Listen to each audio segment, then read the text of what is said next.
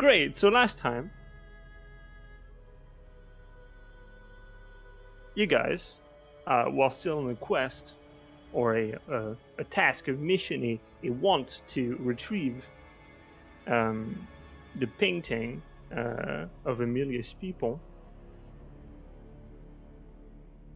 you were at Goldevier's shop where folks of Amelia were staying at. You talked with them extensively, and at that point, Clarissa of the Drumonti family that you had met earlier brought a ledger with her.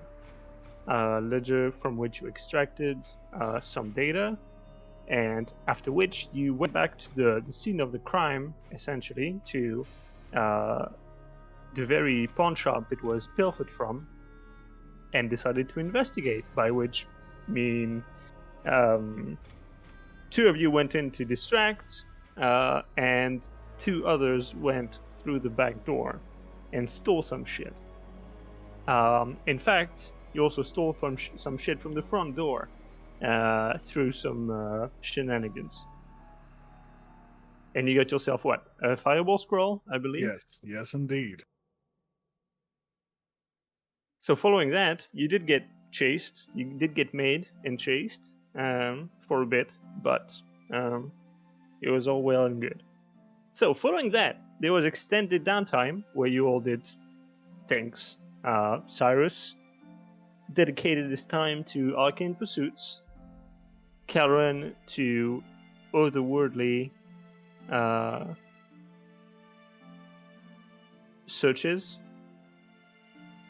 And Amelia attempted to gain an in into the auction, mostly through the use of her natural talents, most notably acting, performing, singing, dancing, playing, etc.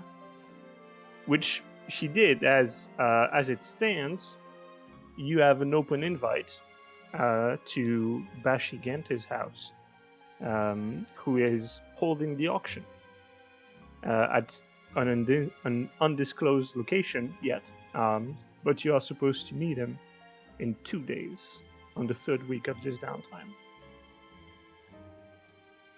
So, at the start of this third week, back at the Church of the Lost, Karen is being called to the main hall where someone has been asking for him. And there, he meets with his father's desiccated corpse walking. And as soon as he sees you, lunges for you. So we're gonna roll some initiative. Those of us not in the room also rolling? Cyrus, as far as I knew, you had turned up for you had gone for the night, if I'm not mistaken, but maybe I am. I thought at least you were not on the same floor. No, I doubt that I'm out there on the floor. I probably was working with Brom. Yeah, I mean, if the fight goes long enough, then you will have opportunity to act, but Sounds good. As it stands, you do not. Okay, so we rolled a nat 20. Great. 13. 13, okay. There's also Amelia. You are in the room adjacent to it, so I would rule that you also roll initiative, because Okay, this 10. is gonna make a bunch of noise, probably. We'll see although, if it makes noise. But yeah. For now, you know that Karen has been called to the main hall. Mhm. You only know that he has been called to the hall, and if you're curious or whatever, that's on you. So first things first.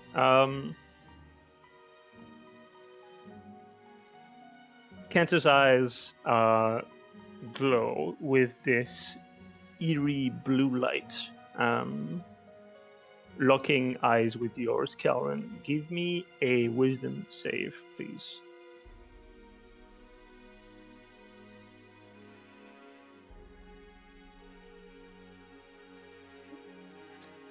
That's a 3. Okay. You're paralyzed. Cool. Okay.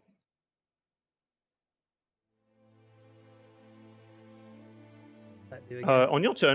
On your turn, he gets closer to you and starts shuffling through your pockets, and you can hear him mumbling, "Where is it? Where is it? Where is it?"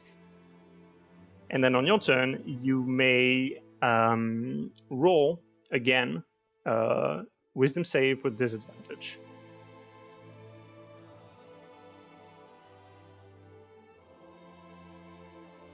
A 4. Yikes. Okay.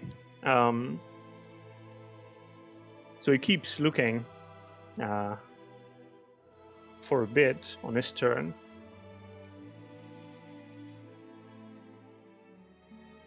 And then from your pocket, he grabs the dagger, his dagger, that you took from his office. Sort of twirls it a bit in his hands. And then goes to stab you with it. So, because you're paralyzed, that would be with advantage. Yeah. That would be 22. That hits. Okay.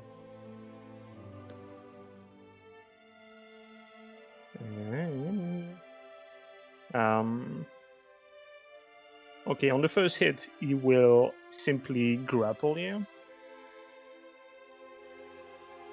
Okay.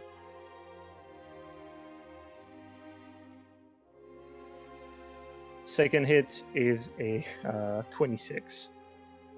Yeah. That hits. Okay, so now, wait, I actually completely forgot. Grapple doesn't really give any like bonus to attack or anything. Pretty sure it doesn't. Hang on. The grapple it does is just my speed becomes 0. Yeah. Blah blah blah. Yeah. Okay. So. So he didn't grapple me then, is that what you're saying? No, he does great. He does grapple you. He Okay. does. I'm just rolling for damage. And I'm still paralyzed. So that you are still paralyzed at this moment. So you take 10 bludgeoning damage. Okay. Plus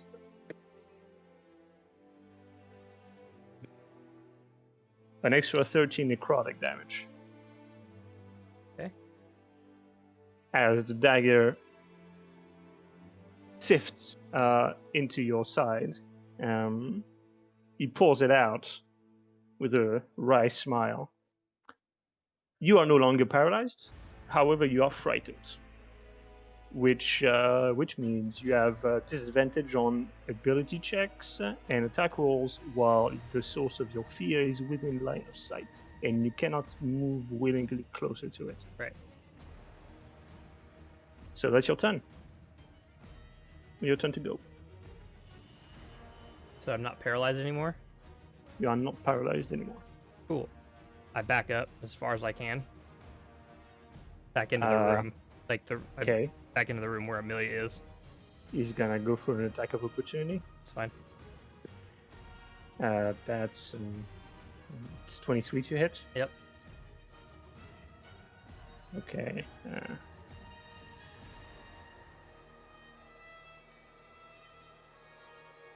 So wait, that's blah. That's so 7 bludgeoning.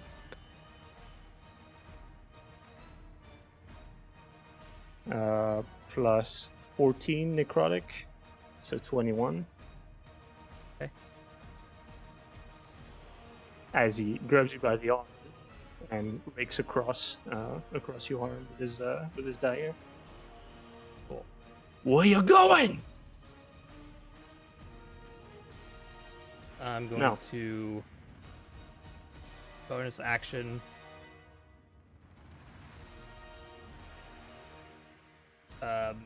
Manifest my echo. Okay. I'm gonna put it in front of me.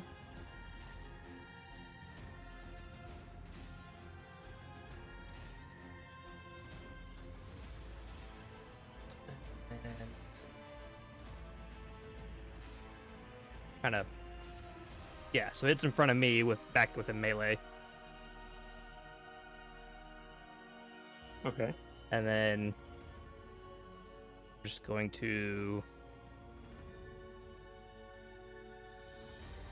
just say, "Who are you?"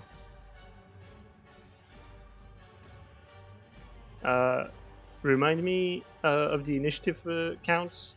You were what? My initiative, like what number my initiative was? Yeah, your initiative. 13. And Amelia? And 10. Yeah, okay. So Amelia, at this point, you're hearing, if that's your turn, Kelvin. Yeah. So at this point, you've heard, someone shouting. 100% you're just in the adjacent room, which is a mess hall. So that's your turn. You can do as you wish with it.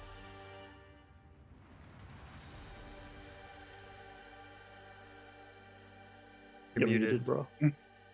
I assume I would hear the whole, "Where are you going?" Yeah, you hear that. I would go check it out. Okay. You see me backing up into the room, probably holding my wounds. Oh, okay. A lot more than wounds, buddy. Can I see through the door? Like, can I walk so I can see through the door so I see who's attacking? Yeah, me? yeah. I mean, the door was open. You just walk up to the door and you see this, right? You see a drow thereabouts in the middle of the room. Calron is went closer to a wall, holding, like, he's bleeding clearly, and he has his ghosty image, whatever the fuck, misty thing out. Mhm. Okay, in that case, I will use unsettling words on the assailant as a bonus Okay. action, followed by calm emotions. So he has to make a charisma saving throw. What does unsettling word does? Unsettling words. Oh, wish I could just paste. So at where is 16, it? we still don't know what it does. If it's Basically, supposed to unsettle your takes, DM if word, he has to do a saving throw, he has to take off a what's it called, bardic inspiration dice. Yeah, 1d8 of his saving throw. and he has to make a charisma save. Charisma, yes. Yeah, or what? Or happens well, with I can common emotion? choose. He. Well, you know what? I'm gonna roll first. He becomes okay. So that's a 15 minus. That's a 10. Okay, so I'll make him indifferent. You can make a target indifferent about creatures of your choice that are hostile towards. So I'll make him indifferent. Okay, how long does it last? It lasts You know what? up to 1 minute concentration. Common emotions. Just Okay. like that, we lost the whole story plot to this beat. Okay, I have to check something though. Yeah. Okay, here's the thing. This works on humanoids. This is not Yes. a humanoid. Oh, great. Well, I didn't know that, so that's great. I just wasted the spell slot. Yeah, it says each humanoid in a 20-foot radius, blah, blah, blah. And as far as I know, humanoids are... I mean, in terms of monsters and such, humanoids are a very distinct category. Tell me if I'm wrong. Oh, no? Just Well, people-shaped stuff, usually. Yeah, usually. Yeah. But I don't know how much man is left in dear old dad. Well, according to the stat block, none. No humanoid left. So yeah, anyway, I would say, okay, retroactively, I would allow you to roll some kind of arcana or some kind of knowledge check of your choosing that would help you figure out that, intuitively you would know that this spell would not work on this site of an individual. But it's going to be pretty high DC. I'm offering you the choice to go for it. If you feel like you would not have known, then that's also okay. I assume it just looks like a man, right? You said a drow. It looks so... like if I give you I will, it looks like a drow at a glance. You don't necessarily recognize that it looks like Cantor, but he's like very emaciated. He's got an eye that's missing. His skin is sort of really pale, not so bluish, but really pale. And he's heavily dressed, so you don't see much of his skin, to be honest. But at a glance, it's hard to tell that this guy is something else than a humanoid. I mean, I don't think she would know just like that. Like at a glance, like, oh, white skin, like not humanoid. I don't think that would All right. happen. Then you cast the spell Calm Emotions, Mhm. and it sort of he looks at you like he kind of spasms a bit, and then he just says, "You would protect him, him." Yes. That's his turn. Well, his turn is a reaction to this. So then, top of the round, that's him again. After saying this, he's just gonna run up to Kelrin and, he's gonna do his thing. So, multi-attack, first one, natural one. G. Is this on me or is this on the Echo? I mean, he's gonna go for you. Okay.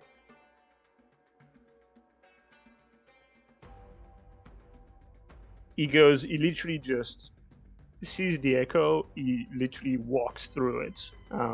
If he walks through it, I opportunity attack through my Echo. Sure, go for it. He seems to not care. 23 to hit. Yeah, that hits.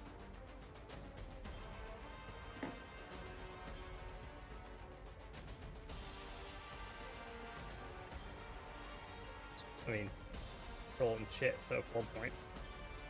4. Got it. He's dead, just like that.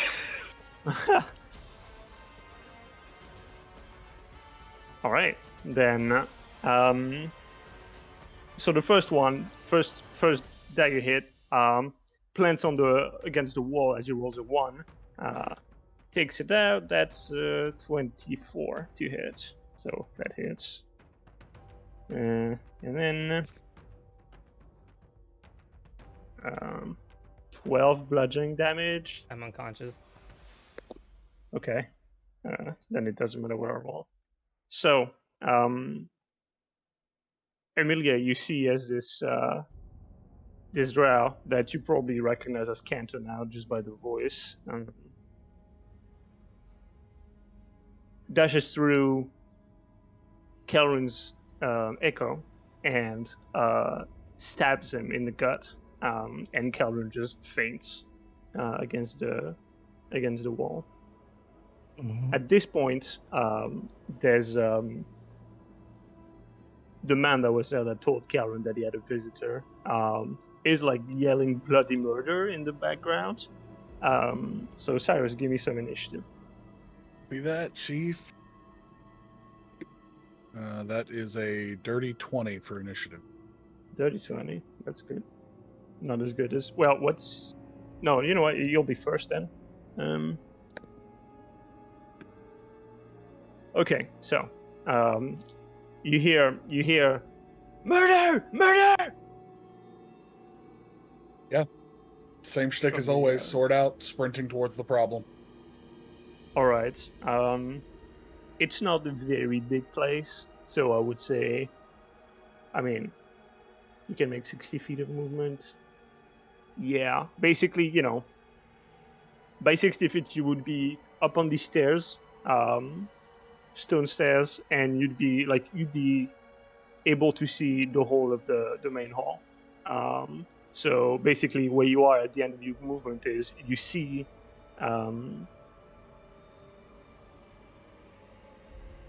You see the situation that's currently unfolding. Kelrin sort of like hunched against the wall, and this figure over him. That's clearly it's got his dagger drawn. It's about to stab again. You see also Barrick coming down up the stairs opposite yours. What do you do? I didn't use my action for movement there. Yeah, I guess so. That's true. You dash. For some reason, I was like, oh yeah, rogues can go super fast. I mean, you're not a rogue. If I did dash, I'll go ahead and... I don't think I have a bonus action at all. Well, I guess I could... You know what? Now's a good time.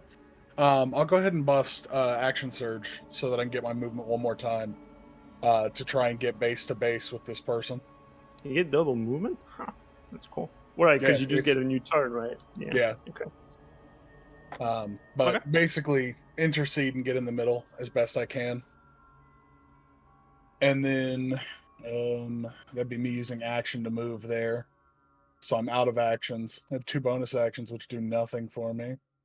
Well, I mean, you still have an action. You dash the first time, then you use action surge. You have your action back and your movement back. You can move Sure. and then use your action to do something. Yeah, I'll go ahead and... Nah, that's a terrible idea. Yeah, I'll just go ahead and slash twice with the sword. With Riptide. Which Slash obviously is twice. not empowered because I have not been spellcasting. Okay, roll to hit. That's a 26 on the first. Whew, yeah.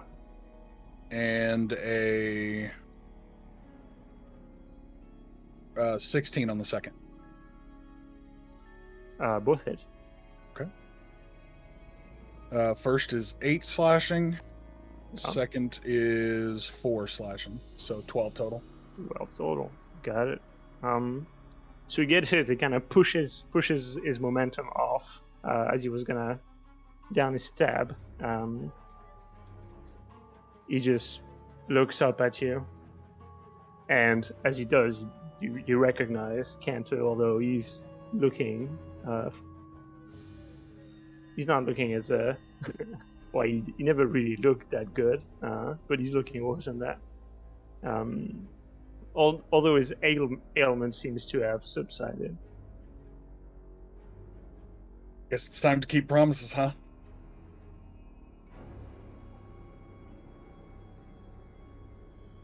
He looks at you. You see the deepest, most consuming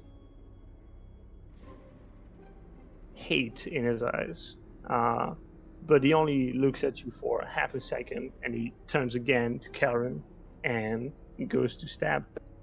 Okay. Wow, this dude can't hit an unconscious man. That's crazy. All right. That's great for us.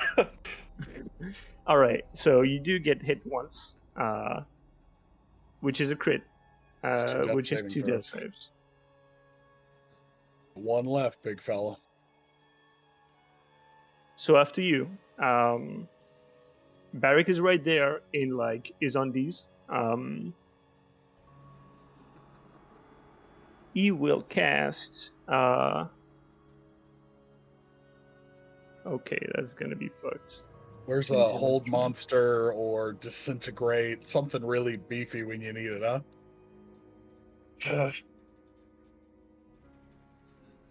Okay.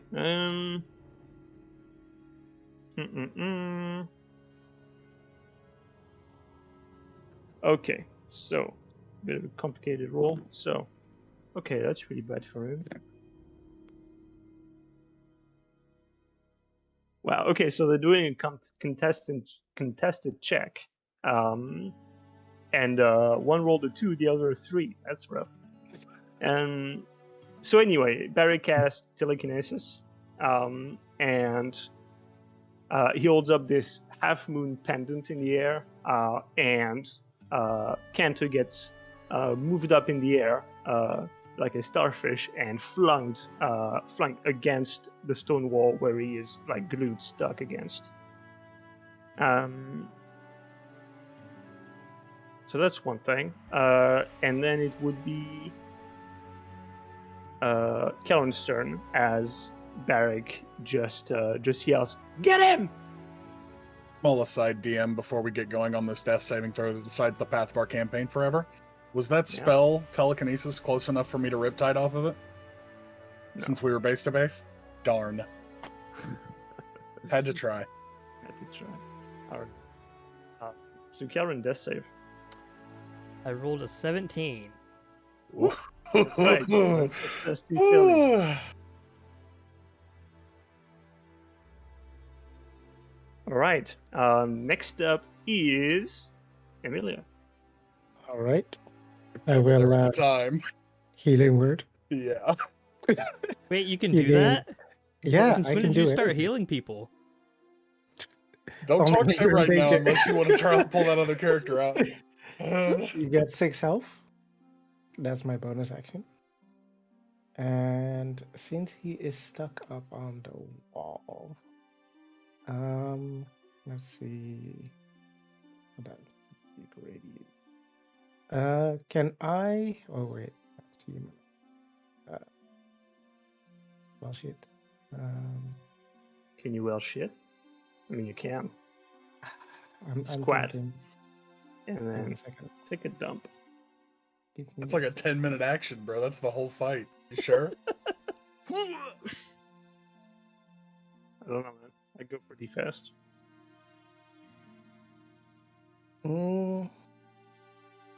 Could I use hypnotic pattern in a way that it only affects him? Or is Kelren just too close? Because it says a 30-foot cube, but The 30-foot cube is really big, and yeah, okay. let me just look at the telekinesis to see how far away it would be. Okay, you can't really. Okay. Yeah. It would be very close. You know what? I'm gonna roll 1d100.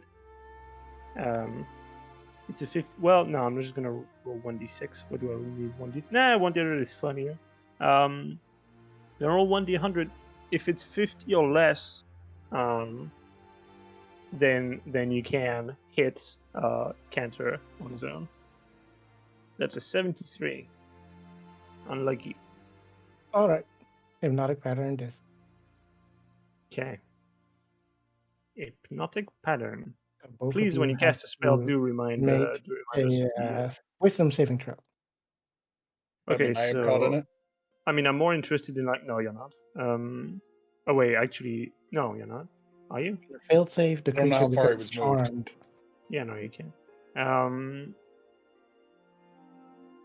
Blah blah blah. He shoots in the area. Who sees the pattern must make a wisdom saving throw and fails at the creature becomes charmed for the. Okay, sure. So he does the save. He fails, but is immune to charmed effects. You're useless. I saved your life. Shut the fuck up. You want to go down again? I can let him at you. Oh, that was my turn. That was your turn. Okay. So back at the top, Cyrus.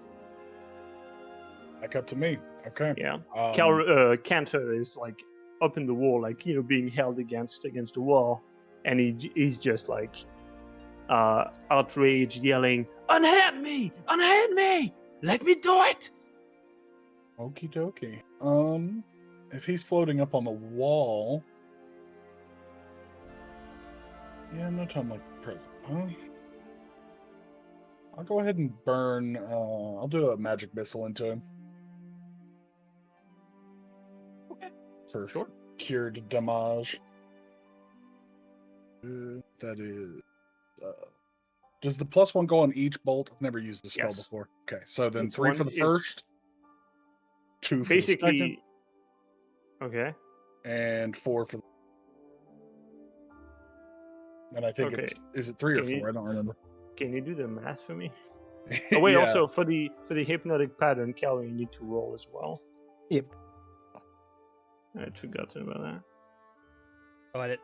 All right, I guess I didn't realize I was in it. Yeah, I mean you are. What's the save on it? 15. Wisdom. Wisdom save. Wisdom. Yep. Well, good thing I have advantage against being charmed. 17. You make 17. it. Can't even hit his eyes. I believe it's Alright. 9 damage.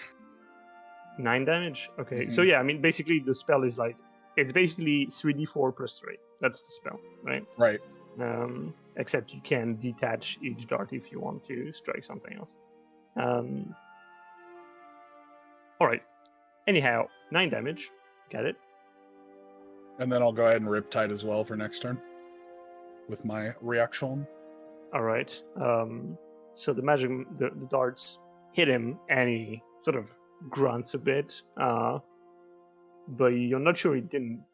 You're not sure he felt any pain from that. All That's right. fine.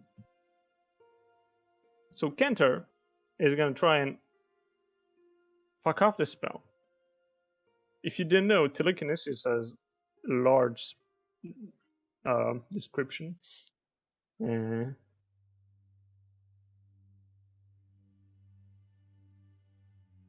Blah blah blah.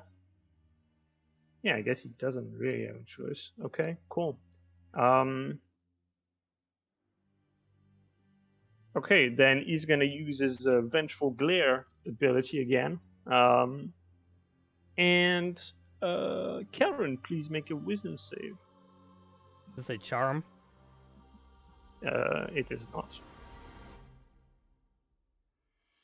15. 15. You make it. You just make it, in fact. You see his eyes glow faint blue again, and you manage to avert your eyes before whatever this is takes a hold of you. You are still frightened, however. Okay. So, now Barak tries to maintain the telekinesis. Telekinesis fails. The telekinesis spell, well, at least the hold that he had on Kenter ends. Kenter falls on the ground, takes a knee, and sort of starts to get back up. Barak is just saying fuck shit, and he like stays on top of the stairs, still in his undies. Then it is Karen. Your turn. I'll move my echo into melee. Okay. Does your echo stay when you go down? Then I mean, I use it as my bonus action, I guess. Okay. Yeah, I mean, I don't know. I'm just asking. Maybe it does, or maybe it I doesn't. think it disapparates I when think you lose yeah. consciousness, Yeah, like any probably spell should. effect. Right. All right. Well, bonus action, echo, Okay. and action. 2 swipes, just weapon fighting. Okay. 16. You hit rolls. 16 hits. 5 damage. 5 damage. 18. 18. Yeah. 2 damage on that one. All right. So that's. Is anybody in melee with him? Yes. I'm not. Oh, I thought you are. were. Is anybody besides me within melee of him? No. Okay. So I'm not getting sneak attack on anything. No. Although, okay, actually you are, because technically he's prone because he fell off the telekinesis. Okay. Well, then we'll use sneak attack on one of those, and we'll go 8 on it, All right. and then also going to use Whales of the Grave, which, as I nudge, gets closer, blah, blah. Immediately after you deal your sneak attack damage to a creature, on your turn, you can target a secondary creature. Oh, never mind. I won't use Which there isn't. I didn't realize it was Yeah. a secondary creature, so never mind. We won't do that. And All then right. Action Surge.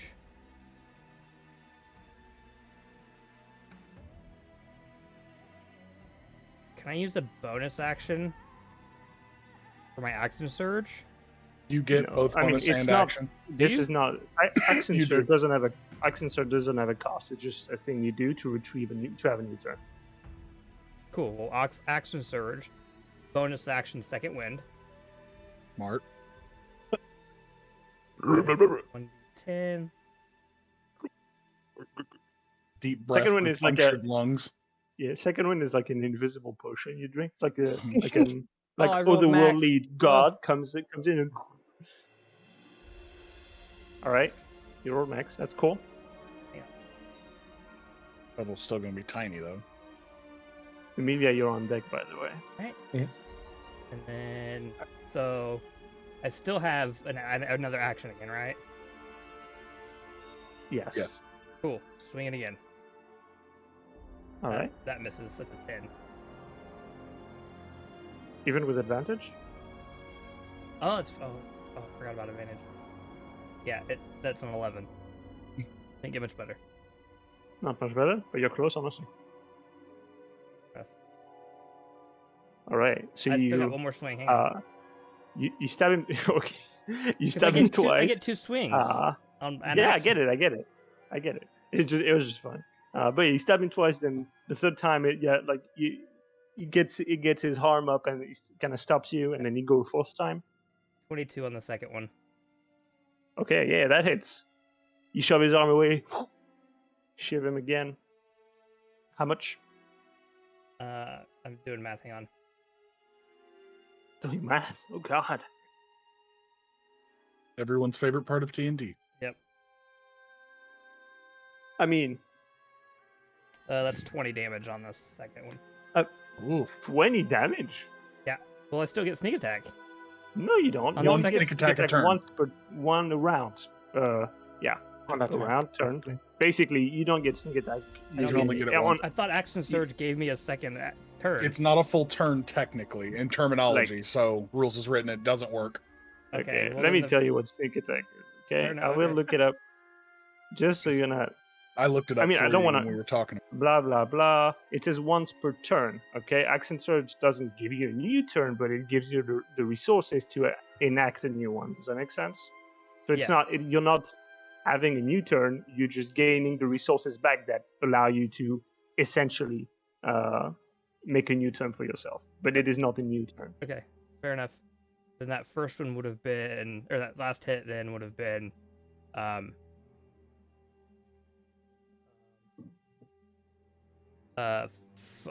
6 points of damage.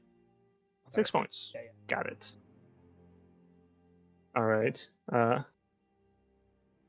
Funnily enough, this man doesn't bleed.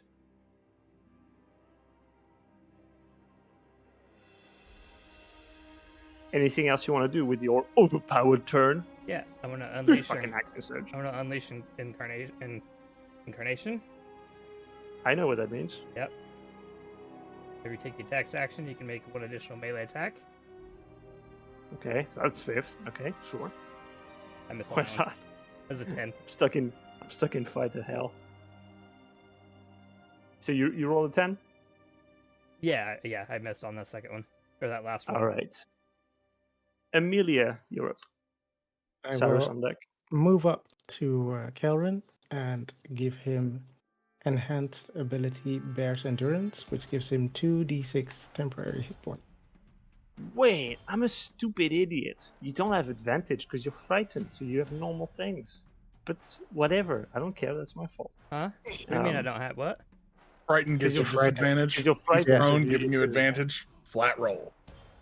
But it's okay. Anyway, we're moving past it's it. okay. We're moving past it. I just wanted to point out that I'm an idiot, but that's okay. Okay. All right. You rolled a 2d6 So anyway- or do I? You do, I think. Well, you should have rolled. I literally Okay, rolled anyway. 2 ones. I'll also, Amelia will also tell Kelrin that you should live for your sister as he wanted. And with that, give you some, hopefully, motivation, which is, bardic inspiration. Like some kind of guilt inspiration. Right. Hell yeah. Survivor guilt inspiration. All right. That's your turn? Yep. Top I of don't the have to, round! crazy Cyrus. stuff like our rogue. All right. Around you, you're hearing like people, like moving about the structure. You hear, like yelling, "What's going on?" People, there is confusion. Hysteria, if you will. Not quite. There's not enough people to be mass hysteria. It's just, there's not that many people actually living in the church. But it's kind of like this church. Basically, it's like a soup kitchen slash, like a homeless shelter slash a school slash a library. It's a lot of things. Multifaceted. Yeah. I will close the gap and go ahead and take my 2 swings on him with Riptide. Right. Rolled off the desk, my bad. That is a 13 to hit on the first. Yeah. Hits. Okay, and then that's much higher. It's a dirty 20 for the second. Okay. Both hit, obviously. Okay. So first hit has Riptide on it. That is 4 plus, so 4 slashing, 6 force damage. Okay. And then the second hit's damage is just 5 slashing. So 11. Yeah. I can count. Okay, fine. All right, got it. Anything else you want to do? I still don't think I have a bonus action at all except second wind, so nope, I'm good. Okay. So you hit him with Riptide. The Riptide effect blows a hole in his chest, and hits the stone wall behind, which actually goes through the stone wall and leaves like a bit of a hole in the masonry. Fuck, I'm gonna have chores. Yeah. So at this point, it's his turn. He's up. You can see the hole in his chest, like starting to close on its own. Like it's like the flesh inside is reknitting. We're in for a long one. Good. He doesn't flinch. Instantly goes for Karen. Can he get to me? You're right next to him. No, I'm not. I'm 30 feet away. Oh, because you're using the thing. Yeah. Sure, you'll just move. Then you'll move 30 But feet. he used take half. How attacks much? of What's his opportunity. speed? He used half his 30. movement to get up. Can he move 30 feet to get to me on top of that? That's true. That's true. You're right. Then he's gonna dash and get in melee range to you. He looks at Cyrus for a bit. I don't have time for you, and just walks past you. Well, like runs past you. This man has no will to live. He just wants to kill you. That's it. Purposefully choosing to sprint rather than fight. Ugh. So that's the end of his turn. He rushes past you, the echo on you, and gets ready to stab Karen. Do I get Alright. an opportunity attack as he runs by? Damn, I thought you'd never say it. I don't usually take them, but I will this time. I will. You don't take him; they're free. You know what? I'm gonna magic missile. You can't do that. I have Warcaster. Oh, you have Warcaster. Okay. Yeah. You can do that. I've been waiting to use Warcaster this whole campaign. Have had not one use for it. Okay, Or so you have I'm to use adding it 3 on against the his end of dad. these. Well, if you have Mhm. any CC, now's the time. Nope, not me. Couldn't be. Oh yeah. 13 damage. 442 plus 3. Well, yeah, that's pretty. Yeah, that's good. Okay, 13. That's good. All right. The darts hit him in the back, and you can see like these spikes of bound by arcane energy just stuck on his back. All right. So that's that. Barrick. Something useful, Barrick. We love you. Come on. he starts casting. He casts a spell where fiery ropes appear in his hands, and you can see those fire ropes try to like grab Cantor by the legs, and just he sort of just snarls and cuts him off with his dagger. Barak curses further, and Karen, you're up. Bonus action, echo teleportation. That moves Okay. me 30 feet away from him. At the cost of half my movement, which is 30 feet. So I have another 15 feet, and I'll move 15 feet further back. So that puts me 45 feet away from him. Okay. And then... Can't hit me, can't hit me. Yeah. Pretty much. And then...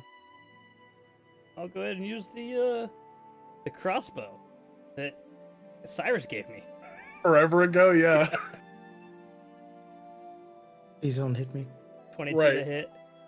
Oh, I forgot you're Okay, a rogue. I'm You hit. sorry. I phased that. What did you use? The Crossbow. crossbow that Oh, the Cyrus gave me crossbow. like forever ago that I'd never used. Right. It's like, hey, Okay. you're sneaky. You might like this. I don't need it. So yeah, how much damage? Hang on, I haven't rolled it yet. Ooh, that was max damage at an 11. Yeah. And I don't. Yep. I mean, obviously, I don't get sneak attack, so Yeah, like you teleport and shoot him in the back. He's like in the process of turning. Wait, He gets hit. doesn't he Like get sneak attack? I'm literally next to Cantor now, right? Oh, are you? Oh, did I you was roll in with your- this? I was literally next to your previous position. Yeah. 'Cause Did you roll with was disadvantage, by the way? Why would I Me? be at disadvantage? Fear. Because you're You're- frightened. feared. Oh, I did not roll with disadvantage. Well, that would have hit either way. That one was higher. Okay. So I do get sneak attack too. No, Why? Amelia's next to because me. you're at disadvantage. Oh, you're right. But you have to be in an Uh, advantage state. Oh, I that's think. true. No, Yeah. no, Oh, no, so- no, right, no, yeah, no, no, yeah. no, no, no, Not no, if, no, you- no, not no. if, It's not if someone's in it's- melee. It doesn't matter. Okay, I have to check this shit. I think it's possible that if you're at disadvantage, even if someone's in melee, then you don't get it. Right. It's possible. But if I have advantage because someone's in melee, then it's a straight roll. Which doesn't put you in the It- advantage that- state that to trigger doesn't sneak matter. attack. So blah, Because blah, you're blah. evening out. Your fear is disadvantage. The person that's You don't there need is advantage advantage. on the attack roll if another enemy of the target is within 5 feet. of And you don't have disadvantage on the attack. You do have disadvantage on the attack. They cancel each other out, so I don't. That's not how it works. If you have disadvantage, you have disadvantage. Even if you have advantage on the side, you still have disadvantage. And where do you get that advantage from again? The ally being there fighting. Right. That doesn't Just give you can't- advantage. That allows sneak attack. That doesn't give you advantage. That clears it all up. Okay, fair enough. Well, then it's still the 11 points then. Yeah. The, Not bad. So Big 11, damage you said? moved away. 11. Got it. So yeah, now he's got a bolt stuck on his shoulders. Just like in Dark Souls, you get hit by a bolt and it's just sticking out of a crotch or something.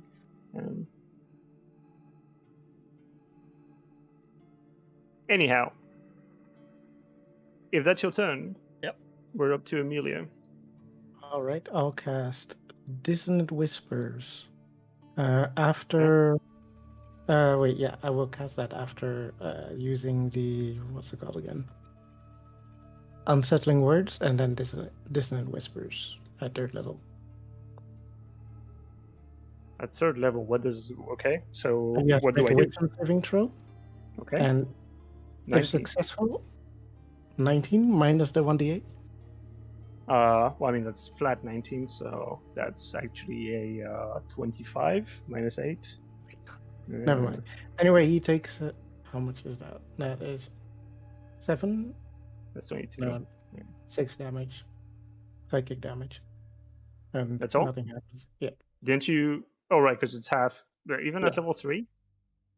I Did you only say you rolled a get some more? 13, so and it's half. So 13. Yeah, I guess so. It's yeah. So you cast it, and you feel like it's sort of like a weird feedback loop. The feedback loop like you've had before. And it feels like you're barely registering anything. Like there is a cognition there, but it's mostly reflective, if that makes sense. It's like a mirror of some kind, and it doesn't seem like psychic damage does much to this entity, whatever it is. Ooh, he's So resistant to all my attacks.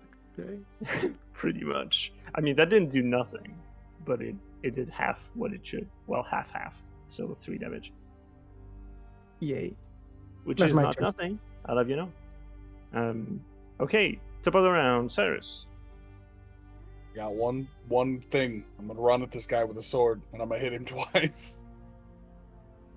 You got it.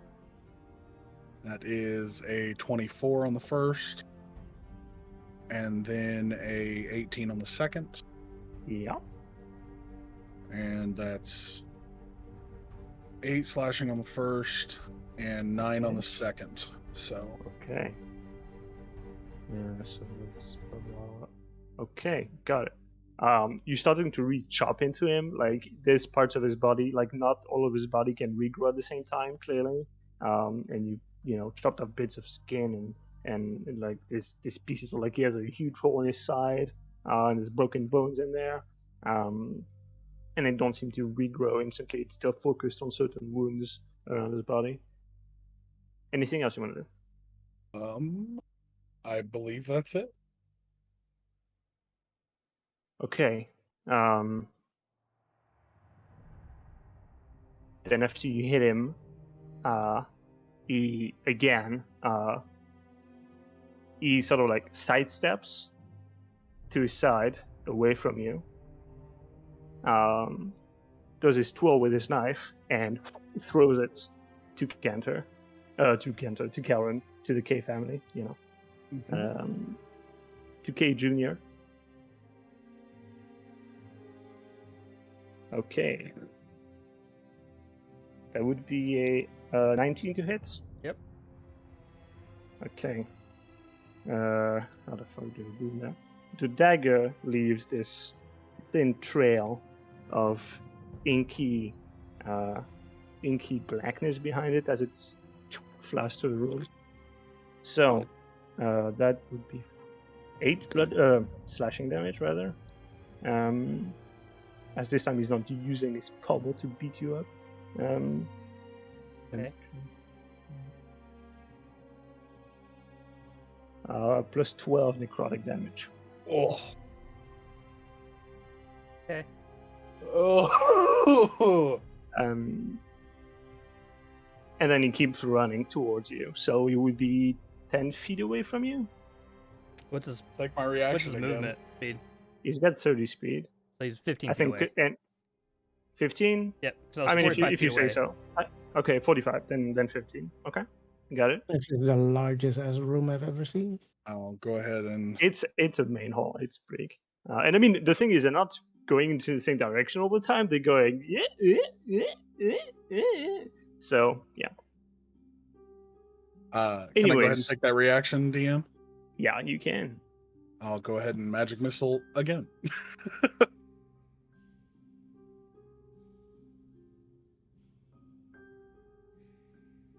10 damage. 10. Got it.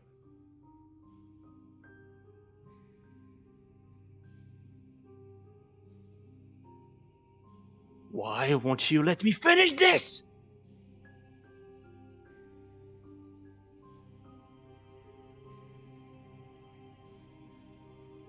Barrick, you guys see, if you care to look, a huge orb of light in Barrick's hands. He's like preparing to throw a huge fireball, and then he sort of like looks at it, then looks at everybody, and he's like, "Fuck, I can't do that." and sort of like the fireball downgrades, and he throws something not as nasty. Well, now we Okay. know he's not an evocation wizard. Damn.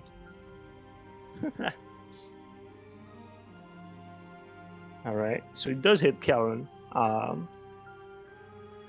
3 rays of fire dart from the stairs and onto Cantor, whose coat catches on fire. Phew. Phew. Alrighty. Okay. Barrick at this point is starting to come down the stairs slowly. Karen, you're up. Okay, I need a DM ruling on something. Okay, I'll do my So best. if I cast invisibility on myself and Yes. then use my echo teleportation, Yes. does that discount the invisibility? You mean would that break invisibility? Yeah, yeah. So Um, the where's the teleportation? So I can fit in it. Let me just see what invisibility says. So- Could you judge become blah blah blah? Well, the echo is neither attacking or casting a spell, therefore you can and remain invisible. Okay, that's what I'm gonna do. I'm gonna cast the invisibility on myself, Okay. and then I'm gonna do the teleportation trick. This man in the shadow clone jutsu, straight up Naruto Shut shit. up. That is- So now I'm again 45 feet away from him, but I'm also Yeah. invisible. So Is that like a log where you used to be? Well, there's a Kelrin standing where he used to be. right, but he doesn't know where I teleported to. Like, oh, Well, that's the worst. I mean, okay, he's not an idiot. If you go invisible and then your clone takes your place, he will know you teleported back to where your clone used to be. Not necessarily. And you'd still I have still 15 have feet of still- movement. I still have 15 feet of movement when I moved. So I Oh, teleported sure, but he's there, gonna- and then I moved he's 15 gonna- feet in whatever direction. Okay, well, he's gonna use that as a. Okay. Oh, by the way, keep in mind, as far as combat goes, when you're invisible, you count as heavily obscured. It means you can still be attacked. That's fine, but attacks against me are like a disadvantage and shit, right? I think, right? No. Yes. Right. So Yep, that's correct. Hell of a move. Hell of a move. and then This man is doing every trick in the book to survive. Literally. And obviously, if you try to, you can also try to hide, which will make it impossible for him to, right, to which find is you. can I mean, that's- Metagaming. I mean, I only have 15 feet of movement, so within that 15 feet of movement, is there a place for me to hide? I mean, like literally using action hide. Hide behind Cyrus. Yeah, I'll use my action to hide. You already use invisibility to go invisible. Isn't that an action? I mean, hiding It means is. that you're hiding but I can use my behind bonus. something. Well, I use my action, and my or- bonus action, so I can't on this time. Right. You can't like Fair enough. hide in plain With sight. with the fucking clone frenzy, Yeah. it's like I'm doing this and that and this. I was like, I Fair don't enough. That's fair. my actions. I'm not Oprah. I'm only like you get an action. You get an action. You want your clone to have an action too, that way you can do all the actions while you're doing the actions. All right, it's cool. Oh. All right, so you're invisible and you went in a random direction. Yeah. Which makes noise. Anyway, Emilia, your turn, buddy. How far away is he? I mean 30 feet, because you were next to the clone, and then. Alright. He fucked off. So. Oh shit. Second level. Never with mind. decent- No, not even 30 feet. More like 30 Never feet. mind. That's Never correct. mind. I thought of something, Never but mind. never mind. Okay. Well, do you want to explain that way we can laugh at your Well, he threw the dagger, and I was gonna pick up the dagger, but clearly he can locate the dagger, so Yeah. Kenny? probably Great good that I idea. didn't pick up the dagger. what gave that away? The fact that he found me to begin with. Well, finding you wouldn't be that hard. He knows you Okay. And intimately. you think he locates you with the dagger, I mean, it's possible, so right? But that's your conclusion. that's what my conclusion is. Yes. If I'm wrong, I'm wrong. It doesn't matter because I'm not gonna pick the dagger up anyway, just in case that is what it is. Well, and either way, you might be dead, so it's not that I mean, fucking hard. I Right. would say it's a good spell save, especially when probably the dagger's not gonna help you that much. You know. Better safe than sorry. Right. Also, Amelia, what are you doing? Time's passing. Listen to Take whisper stock. again. Not psychic damage. Stop But it. I don't care. He has to run away if he fails. did you know that you can't be charmed and stuff? Yeah. Yeah. This Um, is not working. It alright, doesn't say like. Why do I always have to look up your shit? Okay, Why? so blah blah blah. It doesn't say anything about being On a charmed. failed So save, it takes 3D blah blah blah. Must immediately use his fair to move as far as the pixels from you. It doesn't move it. Okay. Yep. No, I mean this should work. Then okay, yeah. Okay. Well, what I am mean, I first gonna test to do? fail it. Like What's your save DC? 15. 15. That's 11 plus 4, 15. Magic number. You That means whisper something dissonant in his ears. Sure. Not in his Um, ears. That's too close. Yeah, but magically, Oh, magically, yeah. I'll just except say dissonant. Calvin is And Karen is what? alive. There you go. Well, clearly that doesn't phase him that much. I mean, he 'Cause clearly he's- wants him really dead. So Yeah, he does. But I mean, anyway, how much damage, bro? 17. 7. What? I mean, you have to have that. Good luck with that. 17. I mean, I have to have that twice. Yes. What? I don't know what you didn't pick up about. Yeah, you're doing no That's damage four to psychic damage. That's 4 damage. It doesn't- Um, I have nothing else that does damage. So You have a sword on your hip, I'm pretty sure. Yeah. last time At I this used my one, though- sword, you guys were like, "Step away from the bad evil guy." So at this point, Kento doesn't look pained, but his body is starting to stop functioning as it should. Like one of his arm is like this, like it doesn't respond anymore. It's just like sort of just completely dead to his side. He's kind of like half limping. Part of his face has almost gone completely like paralyzed in this like image of anger. But anyway, Can I ask him why he wants his son dead? you can. As a bonus action, because I did use my action. Sure. Then you're asking that. Yeah. Yes, he's. I guess you do. He's just gonna say, "Why do you want him alive?" Okay. Well, I guess I can't reply. So Okay, so start of turn, Cyrus. 2 more swings.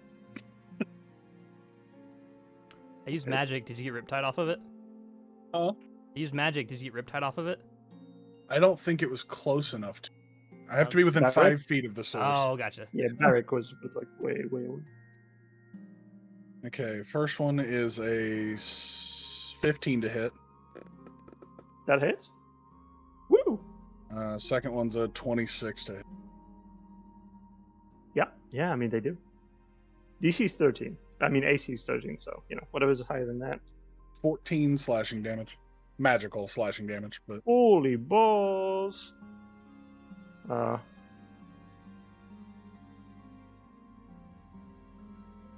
So that's for the both hits, right? yes, sir. Okay. All right. So at this point, you literally cut one of his arms off. Sick. There's a sick crunch as you have to like go, several times to cut off. It doesn't just slice off like butter. But yeah, and again, there seems to be no like reaction of pain, or even it's like he doesn't even notice what you're doing to him. He's just locked onto Karen. Okay, so that's his turn now. Karen, how distant are you from him? When you turned invisible, in which direction did you go? Did you go away from him? Did you go to the side? Did you go closer to him to bamboozle him? I mean, I went as far away from him as I can. I can't move closer to him. I'm frightened. You're right, but still, that's correct. You can still go sideways if you Right. wish. So I went sideways. Serpentine. Yeah. So what the fuck does that put you? So like, sort of It'd like be 30 feet. Like in the 60-ish? Because he was 45 feet away from the clone. You had to No, move he within. wasn't. No, you'd be 45 because you moved 30 feet No, within he to get was- the teleport, and then moved 15. Right. It was 30 feet away from the clone. So then you move sideways.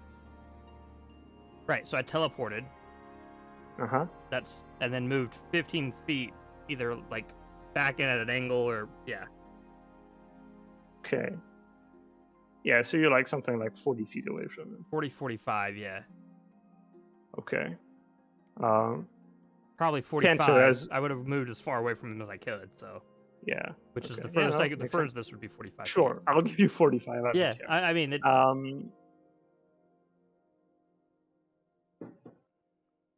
So, Karen, he's gonna as his arm gets cut off, he turns, looks at you straight in the eye, and uses vengeful glare again. Give me a wisdom save.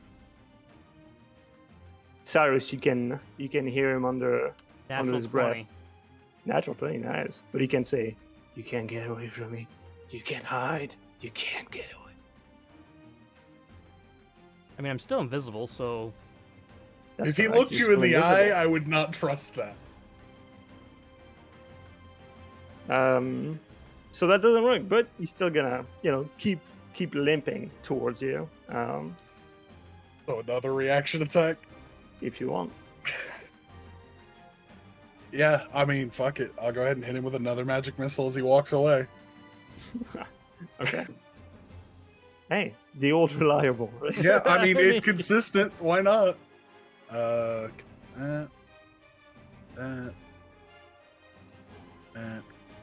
Of 9 damage. 9 force. Force. Got it. All right. So yeah, Karen, he goes straight for you. So that would put him at 15 feet away from you. Okay. Barrick will do his trick again. Okay. Ooh, bolts of fire. Great bolts of fire.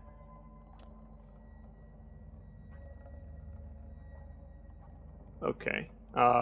2 hits. At this point, he's like, honestly, Cantor looks like a dumpster fire. More than anything.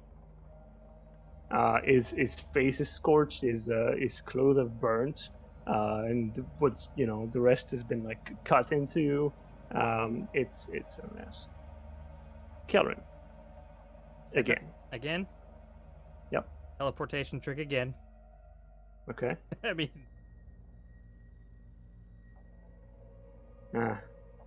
Fixed. That's all you know. That's all you'll ever know. I just want to say this fight has become a League of Legends kiting match with a tank, where it's like you're always 10 feet away just shooting him with missiles. Like, great. And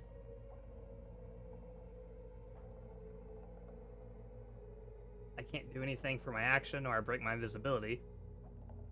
which was working so well. I mean, I don't. It could be. Him looking straight at you in the eyes was not flavor. And then It was- moving directly towards it was you. 100% factual. Okay, so the invisibility isn't working then. Okay, good to know. And then I'll break the invisibility and shoot him with the crossbow. All right. 19. How much? Yeah. Just the AC is 13, so Oh, okay. you can just 8 damage. cut the middleman. Oh, 8 damage, bolt right in the chest. It's my turn. All right. At this point, even his head is like half, like it's almost like coming off. It's like sort of like there's a huge slash there. It's like opening up. It's threatening to tear. Amelia. What did Calvin do? What do you mean? You were there? I'm not asking you. I'm asking him. Yeah, I still say it.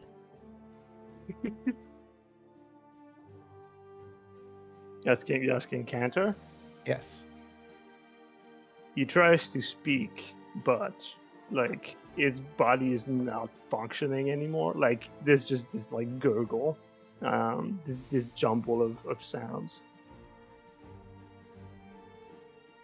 Can I still attack him? Like if, or is it that my turn?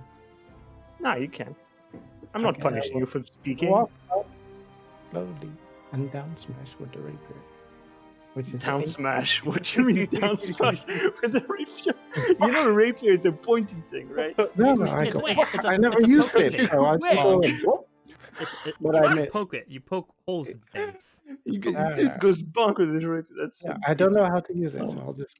You But I Holds it missed. by the I rolled blade, an just 8. You uses the literally- hilt to crack. Stick it literally with you the take pointy it. end. This is a pointy end, whereas a club there is no pointy end, so you bonk things with it.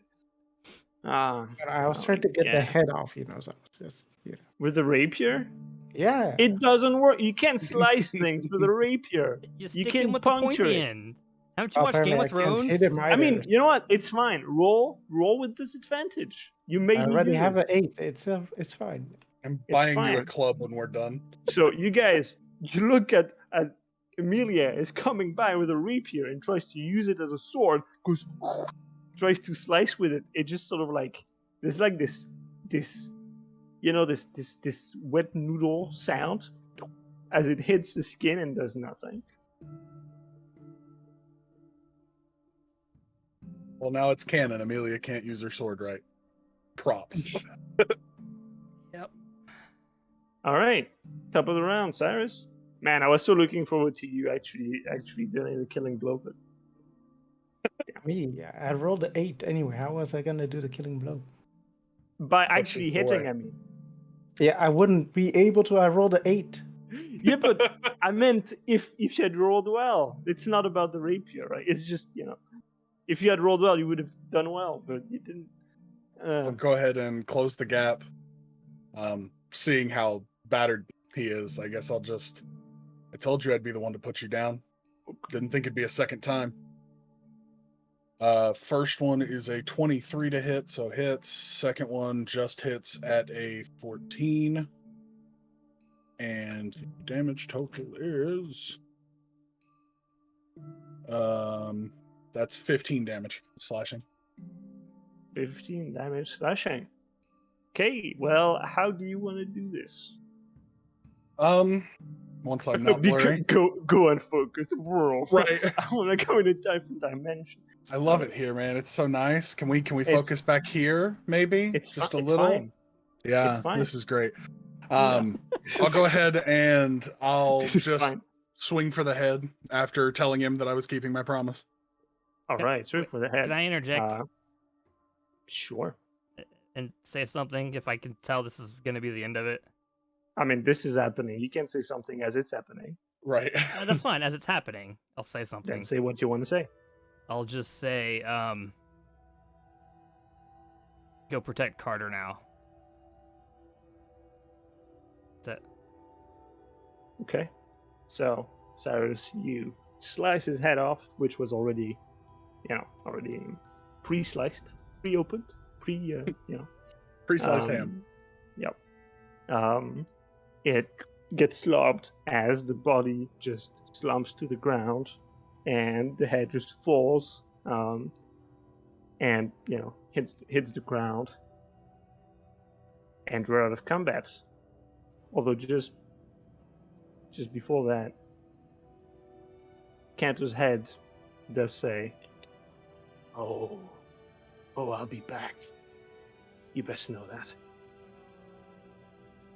And then his face just sort of like phases out, and this body, the face, everything sort of like shift to a different hue, different configuration, and this is now the corpse of a man that you see in front of you, not of a drow, and of a face that is not that you don't recognize, although it's burned and battered, so it would be hard regardless. What the shit? Says Barrick from the top of the stairs. Well, that was fun. Why does he want to kill you? Ah! Elrin? I know you're out there. You're there, right? Why does he want to kill you? You were there. You know why. No. What did you do? Yeah, I'm not having this conversation. I go and pick up the dagger. As you go to do that, I'm like, why don't I take a look at that just for a moment? Sure. I mean, you killed him, right? First Well, time. now both of us have. And he was dead. As far as I know, You handed over the body. this was etc., not my etc. father, so whatever that Oh, is, so sure. is not my Well- father anymore. I mean, the skin tone's wrong. The face is ruined, but it's not his. It I may mean, look like clearly him. it changed. was not so him. it was him. He said your name. It's not the man I knew. I understand that, but your father is trying to kill you from the dead.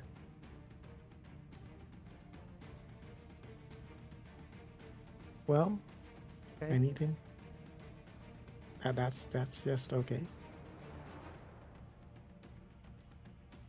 Okay. Not a whole lot I okay. can do about it right now. People don't usually come back from the dead to kill their offspring. There have been some weird things with the return, so Is your data returned? I don't know.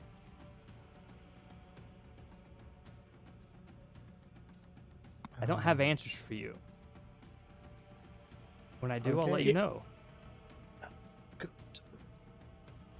All right. I don't know what the fuck's up with you. I mean, I've heard way too much so far. So let me tell you what we're gonna do. This thing, he points at the body. We're gonna burn it. Okay? So first things first. Then you, pointing at Calvin, you're gonna make your fucking bags and leave my church. Because I'm not having none of this here. Okay? I don't give a fuck what you did before, to who, whatever. But if you've got a murder, whatever the fuck, coming in after you, I don't want any of mine getting hurt in the process. You got that? So you too, pack your bags too. What, me? Well, you're with him. So if you're gonna stick with him, packing your bags. Was Brahm in the room Besides- with me when I left? DM? No. Okay.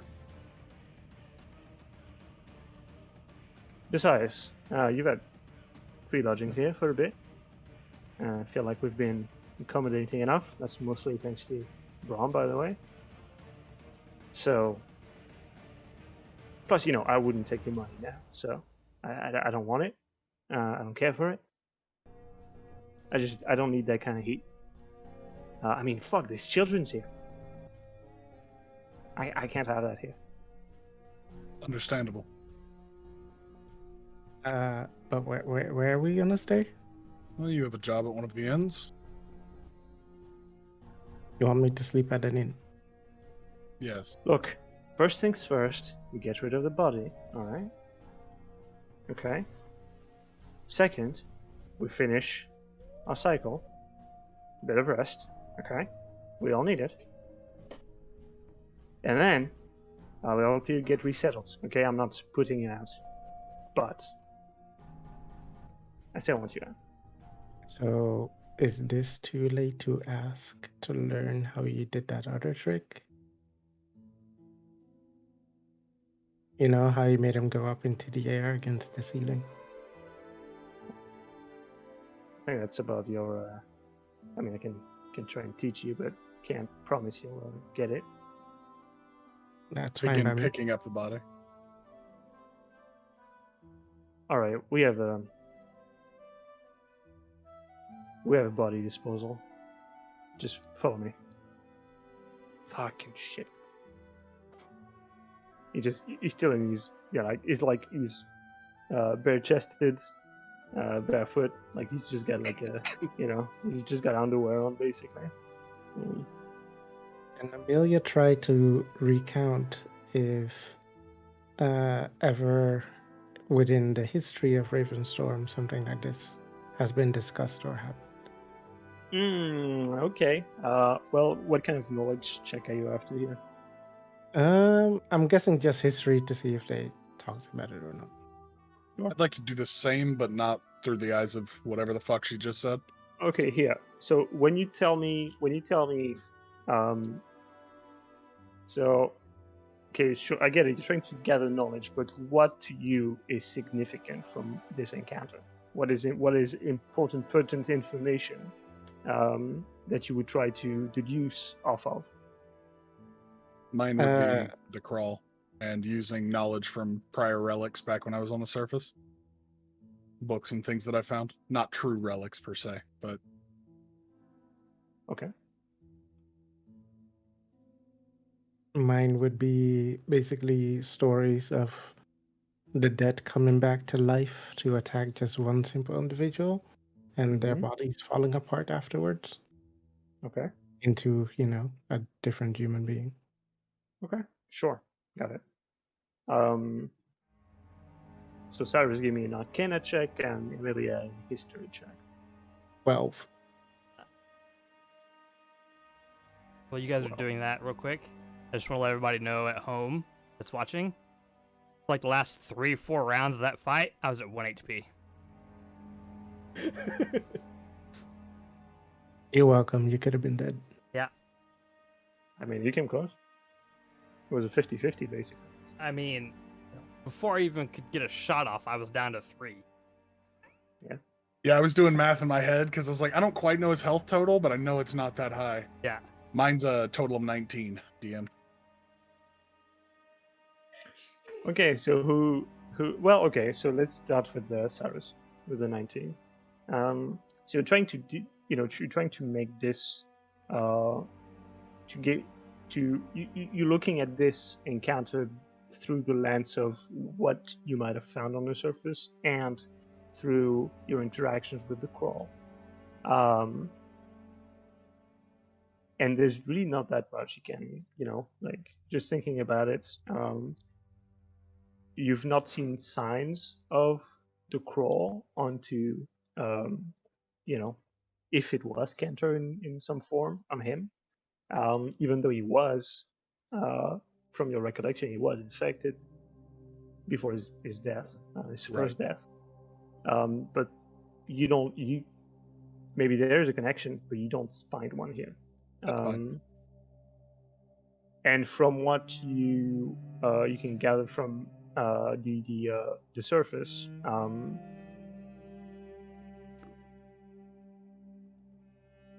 you think of these clouds, these red clouds.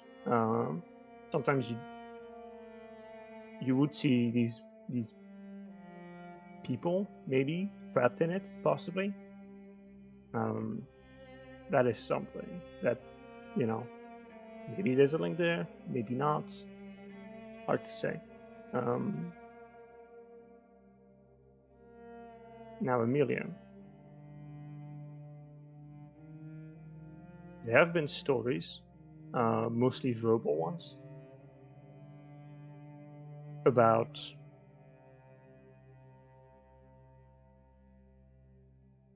the bonds of blood that link individuals with their family.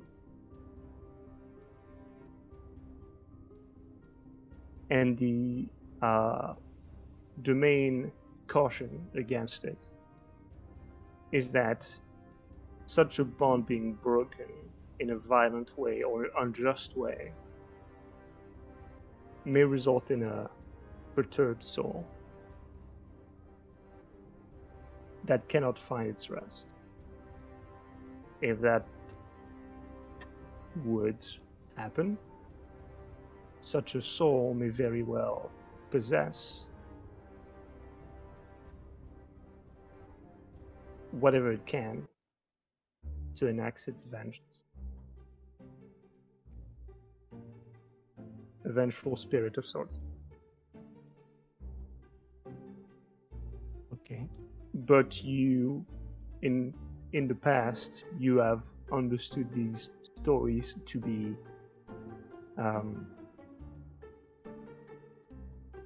the Bigfoot, the Yeti in the mountains, that sort of thing. It's, the kind of thing people, your grandma tells you at night to scare you off, and to stop, fighting with your brother, or some friend who stole something from you or whatever may have had happened. Okay. But it is true that people put a lot of emphasis on the matters of blood, and you also remember that to make a binding oath, blood is required. So there is power in blood.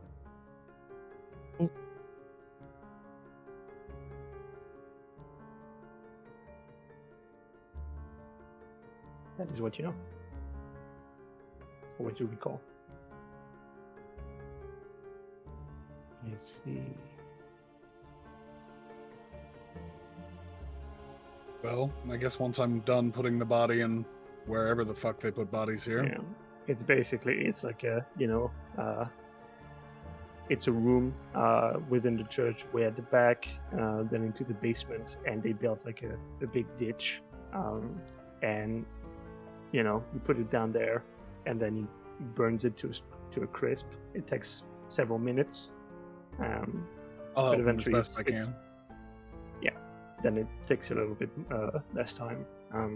It's all turned into ash, and then the ash, using telekinesis, he drops into a container, and explains to you that they'll be disposed of later or used to make cheese. Nice.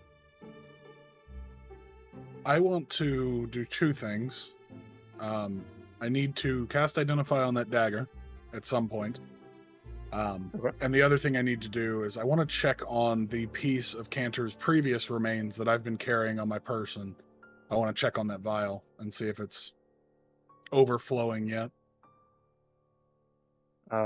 Yeah, so you want to check sure. I mean, you don't have the dagger on you, but the vial you can check. The vial has progressed, slowly but surely. It's beginning to crack. I guess if I'm seeing that, I would go ahead and try to burn it as well. If it doesn't react to the flame, then I'll keep it on my person. But if Yeah. the flame somehow kills it, then I'll get rid of it. Yeah, Barrick sees it and just says, "There are many ways to deal with that.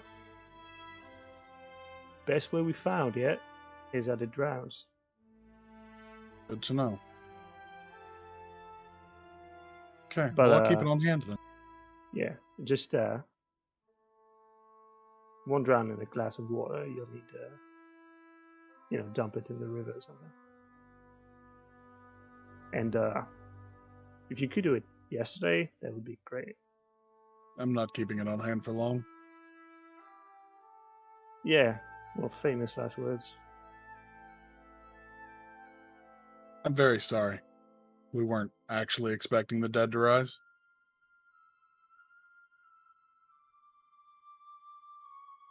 So he killed his father? Yeah, he did. A few months back. Nah, about a month and a half. He was infected with whatever that is as we're kind of walking by the sick people. I thought he jumped the gun at the time, but seeing the way things are progressing, maybe he was right. He wasn't like think- that. I don't see how that. I don't think that has anything to do with the crawl. I mean, I've seen people die from it, and never heard of anyone rising. Well, the old man kept his secrets well. Guess we'll figure it out one day. Or we'll die. Guess so. Well, good night. Yeah. Shit. How am I gonna explain this shit? Oh, god damn. I can before we leave. Seems fitting.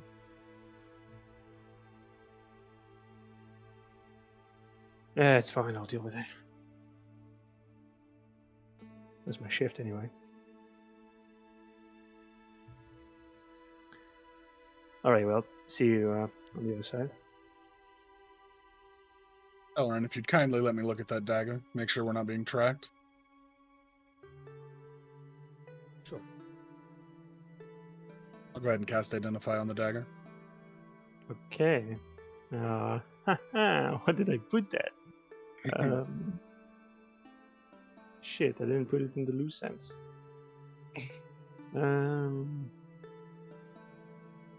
Okay.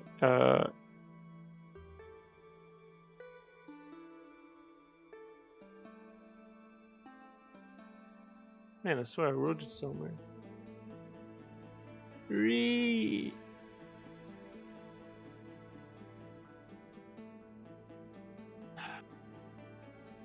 All right, you know what? Let's call a break right now. I will retrieve this item, which you've had for a while, and I've had for a while. It's in my notes somewhere. So yeah, break time, and I will tell you as the rest unfolds, and we'll get back at the start of the next cycle, and I'll give you the result of the identify. All right, so after much finagling, Cyrus, goddamn, Yeah, that's me. Upon using Identify on the blade, you do it reveals 3 runes in Dwarvish on the hilt, which mean, since you do speak Dwarvish, Yes, I do. which spell temper. I will give you the thing, and you can do with it what you wish. It's very small, but well, whatever.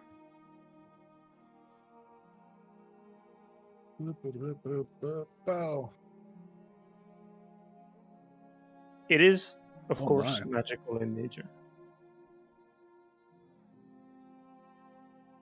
Okay.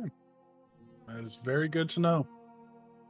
So yeah, Um, Calvin, you notice, as he casts Identify, you see these runes light up on the hilt. Hey, oh, Cyrus, yes. can you do that on this ring? Tomorrow, after we rest. Okay. I will hand him the ring that I got from Tiani. Okay. Give me 1 second. Kyle, I'm about to send this to you. It'll actually let me. It is yours by birthright and all that. I can't get to it. Why won't it let me take it? Are you still entitled to your birthrights if you killed your father? I don't know, but that's not my problem. Do they make other bylaws for that in there? You have to click on it to make it big enough to read, more than likely. Oh, I'm sure that's fine. But I'll figure it out. that's I'll your read new it. toy. I'll read it. And I would explain what the runes, what the runes actually say, because I don't think you speak Dwarvish. Nope, I do not. Then go to school, bitch. I got all kinds of languages. Like, if I could take more, I would, just because it's hilarious to me. Right. Like, it's 5 now. As you hand me back the dagger, I'll just say, I'll take the vial as well. Fine. I planned on drowning it tomorrow. That's what Barrick told me would work. Well, that is what is left of what my father was. If anyone's gonna take care of it, it should be me. Fair Are enough. you gonna take care of it? Sure. Are you sure? Yeah. Maybe You seemed ready to maybe kill him today. Cyrus I'll hand it over.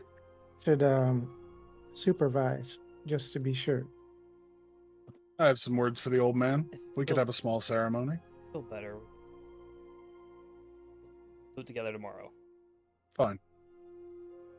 So I relinquish the vial, which is now cracking at the seams. Great. Amelia, I'll look at this ring in the morning. I guess it's Thank time you. to go back to sleep. Well, we can't stay here. He said we could for the evening. Oh, did he?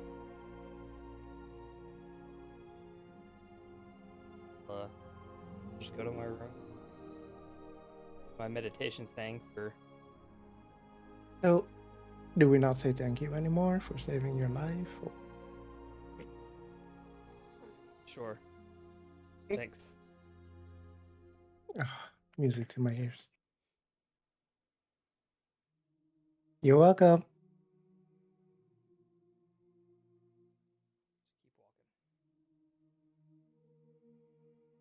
Keep walking. All right.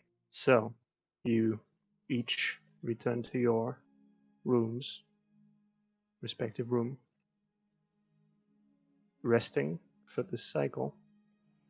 After my 4 hours is up, and I get my long rest. I'll spend another hour or so while everyone's still asleep, writing a couple Not really. things. I'm awake. I'm in my room by myself. True, but I'm awake. You can be awake. That's fine. BM, I will go ahead and ritual cast Identify once I sit down to look pretty for the evening. Just to Okay. make sure that ring is safe since we've already had a fitful day. Okay. Sure. Is it mundane? Okay.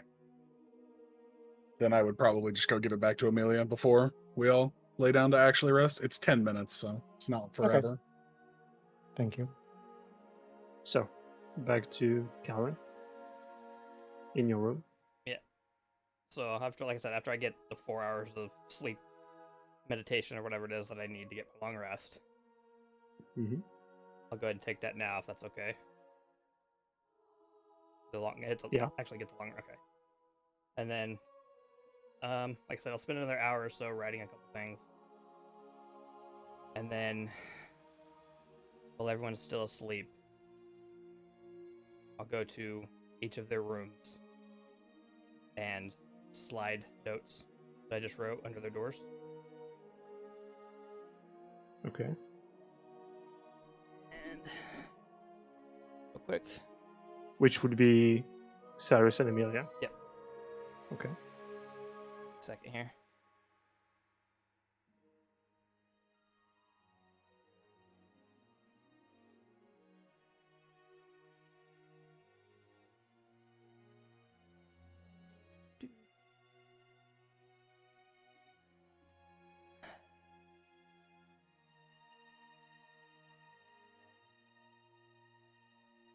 Don't read these yet.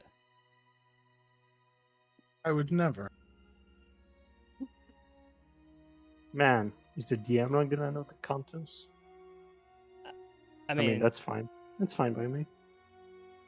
you will eventually. I'm not even interested. I'm deeply worried that you didn't tell the DM. I already know where this is probably going. And after I slide those under their doors, I leave.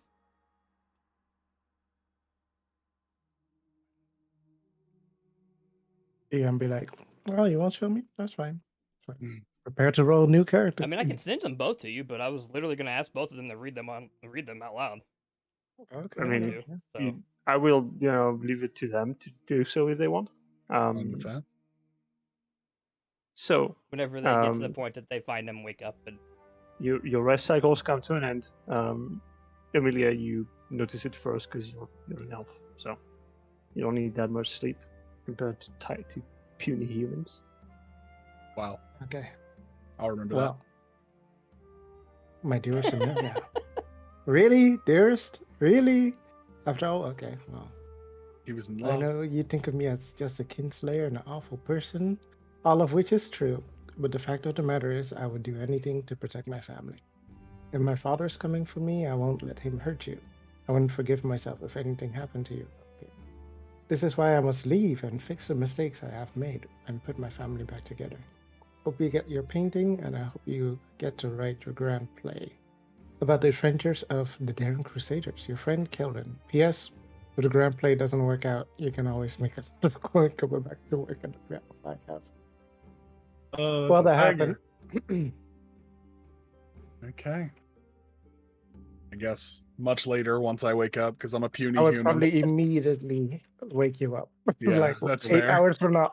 Just like 3 busted the days door. later, Yeah, I don't get to fucking rest. That's fine. No.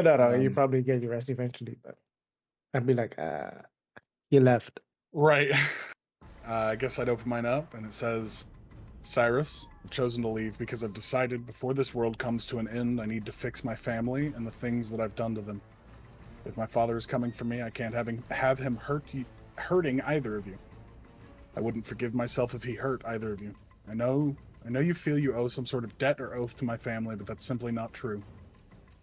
You never have owed me or my family anything. I know because of your loyalty to me, you'll feel you need to follow and help me to fix this, but the fact is you can't. Much like most of the troubles we've gotten into, this one's on me, and for once, I'm the only one that can fix this. If you do feel the need to help Amelia. Protect her like you've protected me and mine for all these years, your brother, Kelvin.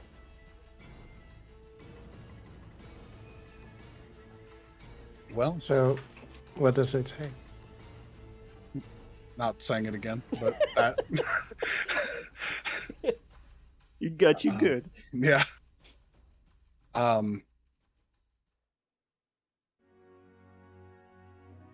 Well, you know he can't survive out there alone, right? You'd be surprised. Are you not gonna go after him? It'd be a hard thing to follow someone that can turn invisible. Okay. So Of course, there's always the simple thing of we could just send a message to him. Do you want to use sending? I can't. I haven't slept. You woke me up too early. I can. I say give him a day, see if he's dead on the side of the road. It's pretty simple. How would I know if he's dead? What if he doesn't He reply? won't reply. Okay. Could always message his mother or the old broad that's running the place now. But You think Braum is gonna let us stay now? I think I'll talk them into it, sure. If that's what you want. We have to get your painting. I just feel like he's not gonna survive. He's never been outside, has he? No. He won't survive. There are ways between here and there. Crossing the front lines of a war won't be easy, but not impossible. He doesn't know any of the safe spots. Well, He he's doesn't not know going to any go on of the the surface. dangers. He has to. How is he else? Is he gonna go back to the White House? There's always ways. It may take time, meandering routes through the tunnels, but it's doable. You have to understand, for people like him, they wouldn't consider going to the surface. I'm an oddity for doing. Okay. Well, so you still want to help? Of course. Okay. Are you okay? Fine as I can be. I'm not happy with the situation, but what am I supposed to do? Go chasing after him once again? Clearly he's thought this out. Did he? Well, more than some might. Okay. Plus, he's broke. I have no use for him anymore. I thought you were friends. Yes, but I mostly liked him paying for things. Right. All right. I'm sorry that your friend left you. And if you need a shoulder or anything, Don't make it awkward. I'll be fine. I'm sure that Braum is there for you. Exactly. And I need to sleep. Get out. are you sure you don't need a shoulder? I can call Braum. He's like right there. I doubt he's actually in his room, but I mean, if you want to go knock on his door, I'll only lock mine while you leave. No, that's fine. I have some things to do, so I'll leave you to it. Well, if you want me to cast Sending, I can at some point, but I think we give He's him probably time. gonna reply more to you than me, but do whatever you want. I'll check the front door. Maybe he's joking, or he thought he could do it and he came back, and we'll see. Anyway, Wouldn't sleep that well. be in poor taste? Yeah. Yes, of course. Yeah. And then I just go back to sleep.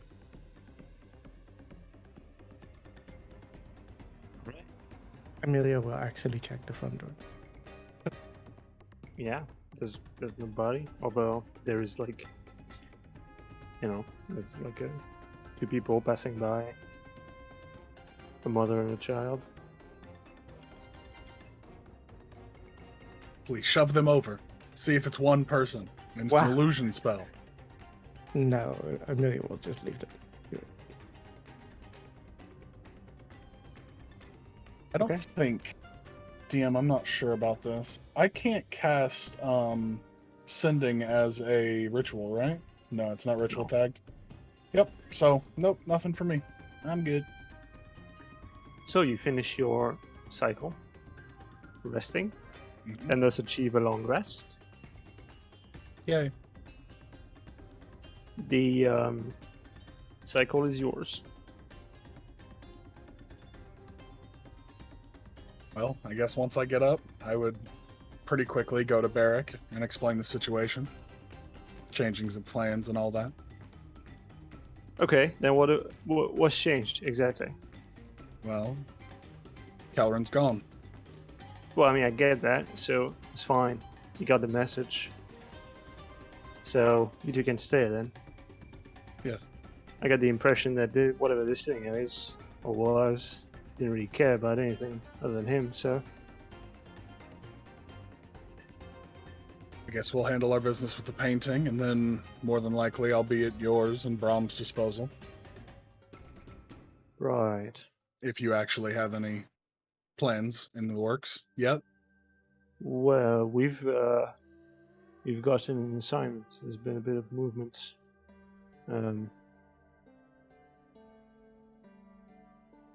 The other cells have. Well, basically, whoever's pulling the strings is looking for lots of moonstone. We're supposed to get as much as possible and bring it in. Not exactly sure what they intend to do, but it's a lot. Like, I'm talking tons of the stuff. So, if you hear about thefts, robberies, and such, if it's about moonstone, I'm sure you can trace it back to us. Fine. If you need help moving things, I have fairly large capacity. Magically. No, we'll I think we're gonna use that opportunity to break Pyron out. Good. If you need my help with that, you know where I am. Just deal with your thing. We don't want things half-assed. So, either you're in or you're not at all. Fine.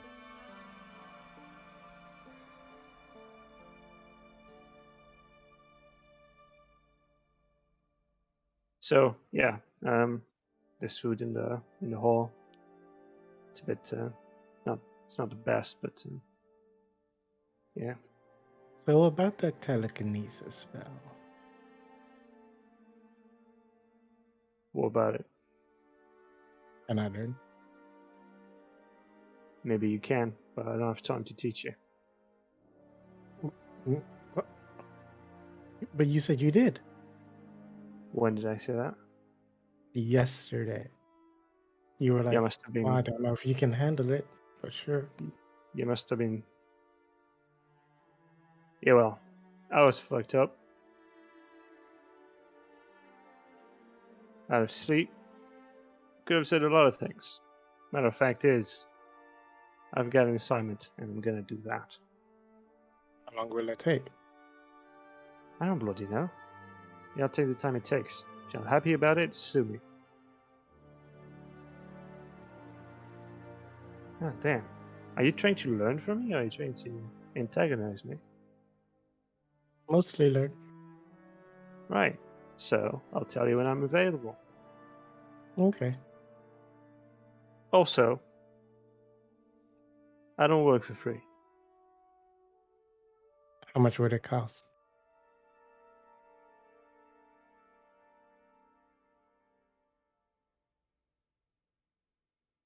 You'd have to feature a handsome wizard in your play. What?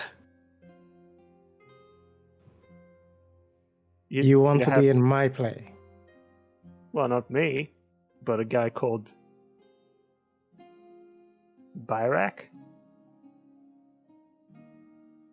A twin brother, perhaps. Sure. My long lost brother. Evil twin? I don't know. You'll make something up. Can he act? I don't want to blame your shit. Fuck. Yeah, but can you act? Me? Fuck no. I don't want to play your stuff. I just want my character to be in it. That's it. We'll have to iron out the Yeah. details. Work it in, baby. I Come on, mean, can't be that hard. I mean, I've got the power. I've got the cloak and dagger. I'm a good teacher. I've got the damn connections. You can fit that in any store. I'll do my I'm a best. decent cook also. I'll do my best. I'm good at cards. Wait, does that mean you're gonna be at the grand play, like the? Well, I don't know. Will I feature in it? I'll do my best. So, I'll watch the play that I'm in. Yeah. Okay. That's All right. Well, fine by me. you do that, and it needs to be good, all right? And I'll teach you. I'll teach you that spell. Okay. All right. So remember, it needs to be good. Yes. Uh huh. Okay. Well, I guess I'll see you. He gets his Alright. coat off his shoulder and starts walking out of the church. Some people like try to talk to him on his way out, and he just sort of like waves them off.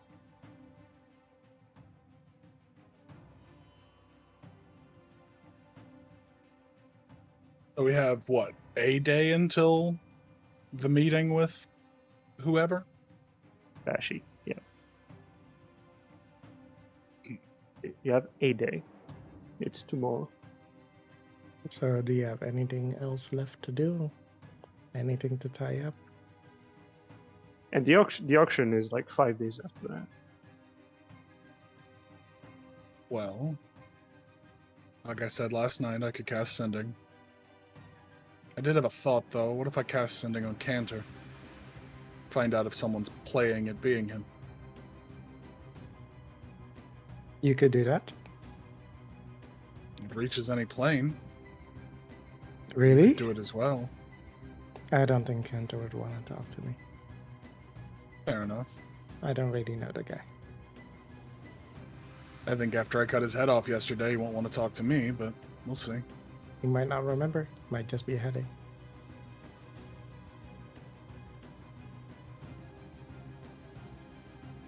Well, I guess I'll cast Sending on Kelrin first. I have a whopping 10 words because I'm such a strong magician. So I think it would be something along the lines of, that was a bold choice. Hope you're well.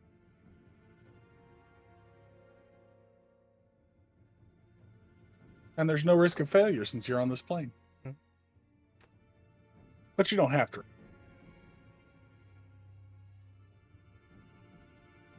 You get a reply of just simply,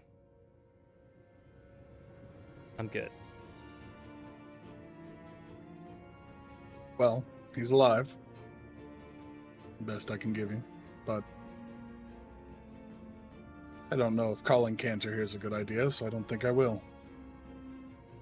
Why not?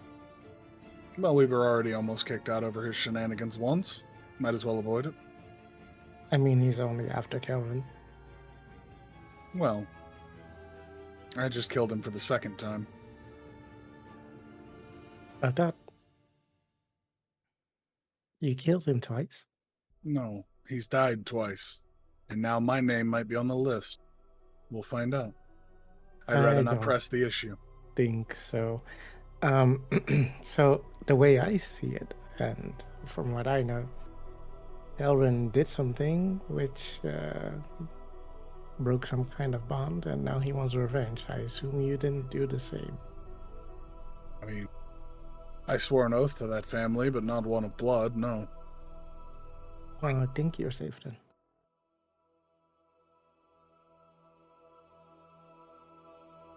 Well, like I said, I guess we'll find out, won't we? Mm-hmm. I'm gonna practice for tomorrow if you don't mind. Feel free. Yeah. And I'll go into any other free room and actually practice. Actually, can I go to the? Can I go to the? Do I know? If, well, I should know. Do they practice any? Any? What's it called? Any? Oh my god! Like, do they do any acting at the art school? Wait, what? Like actual acting, like a play or anything, at the art school? You just want to go there and check it out? No, I want to ask a few people there if they can help me practice for tomorrow. That's a bit short notice. I mean, yeah, if you want to use your day to do that, sure. Give me a persuasion check. Hey guys, you want to workshop this play with me real quick? I mean, you're not. It's just for the interview tomorrow, right? You're not like actually. 23. Okay, yeah. So you find a bunch of students, and you know, um, because you got a bit of a connection there. I did like give you like a like a thing, like a connection. I don't remember what it was. But you made a good impression last time. It's not very hard for you to like sort of like mingle and find a common interest with people. So you can find people to practice with. Yeah. Okay, nice. And that's mostly what I'll be doing for today. Okay. I'll be Sorry. finding Brom. If he's not here, I'll cast Sending and tell him I need to talk. Because I literally could not do it by way of Sending. It would take all of my spells. So you haven't ever since Barrick has gone. You haven't seen Brom either. In fact, you haven't seen Brom since like 2 days ago.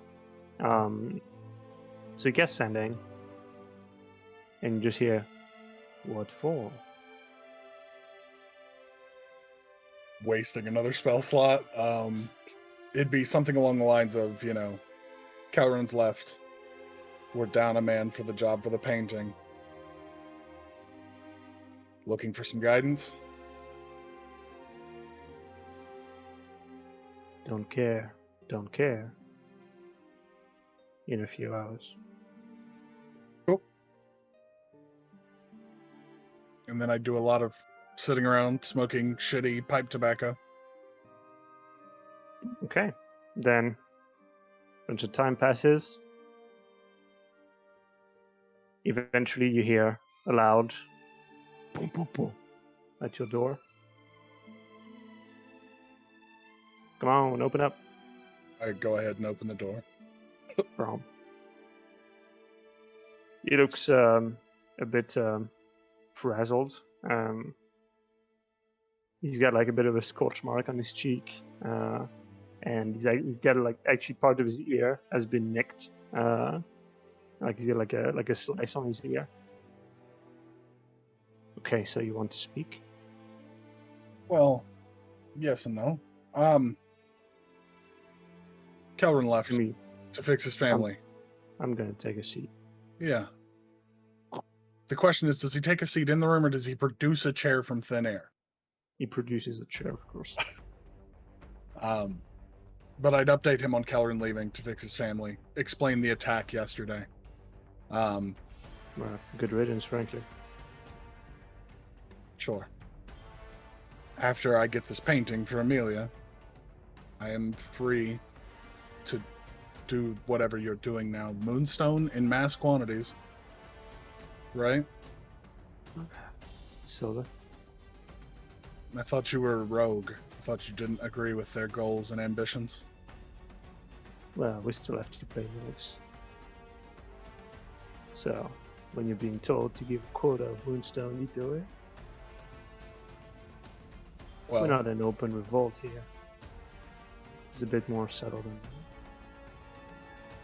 Which, by the way, I've dug up a bunch of info from your fever dream.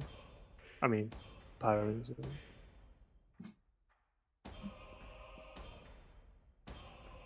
well, good.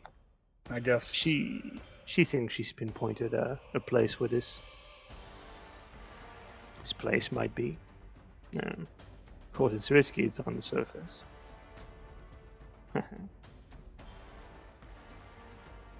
And it's Well- a big radius. Not sure. We only have a few landmarks to go with, so. Anyways, for another time. I guess if you're going to send me out there, you might want to find someone to take his place at some point. I'm sure you have plenty of hands around. One of your secretive types. I doubt that Amelia and I can handle that alone. I wouldn't trust anyone but Barak or Avrad to go with you. That's fine. After I get this painting stolen, I'm at your disposal. So, I think it's a few more weeks until whatever's going on with that, but once it does, I'll need work.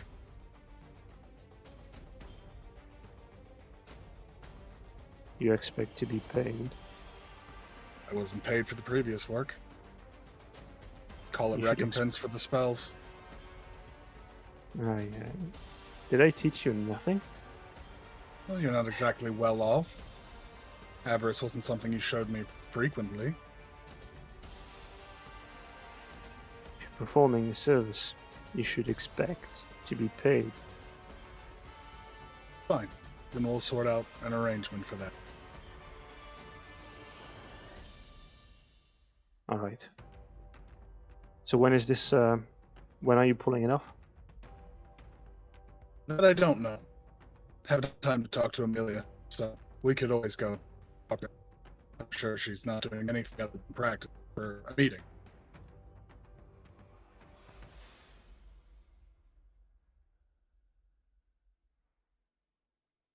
Well, I need to rest. Gonna be on standby for 2 or 3 days.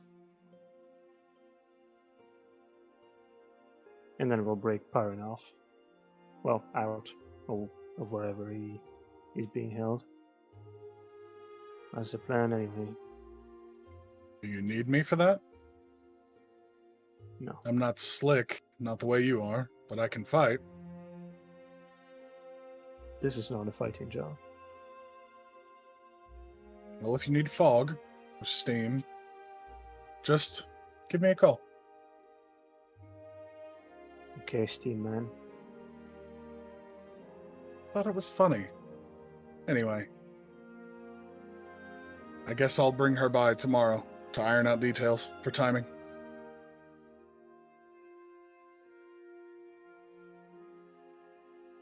Well, all I can tell you is that we're not gonna stay in the city for too long. Not anymore. After we break Pyron out? Not sure. But wherever. I've no ties here. Alright.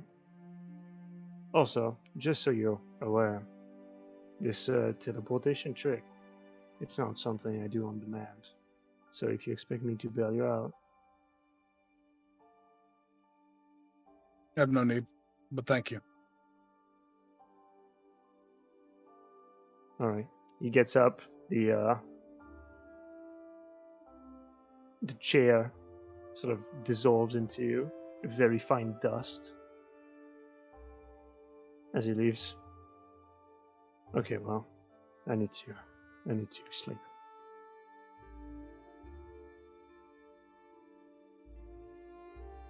And he goes off. Anything else you would like to do for this cycle? No, probably not. Other than maybe, many hastily scrawled notes in that notebook. In my stupid cipher. No. Alright. Then the cycle passes, you rest again, and here comes a new day. You're expected whenever. And I shall be there. Are you wanting me to tag along, Amelia? Yes. Yes, I do, actually. Fine. I'm under the guise of security, I assume. Yep. The usual.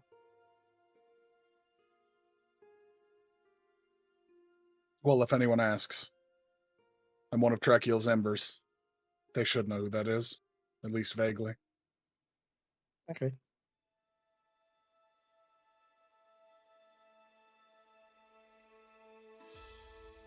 Right. So, you move out of the Church of the Lost and get into Spire Gente. Pay the fare, 2 Fuck. silver. I was hoping you'd forget, man. I don't want to be broke. Maybe you'll get a lifetime city pass. Is his girlfriend there? Yeah. Is my girlfriend there? Nope. It's so hard left out you. here. Struggling.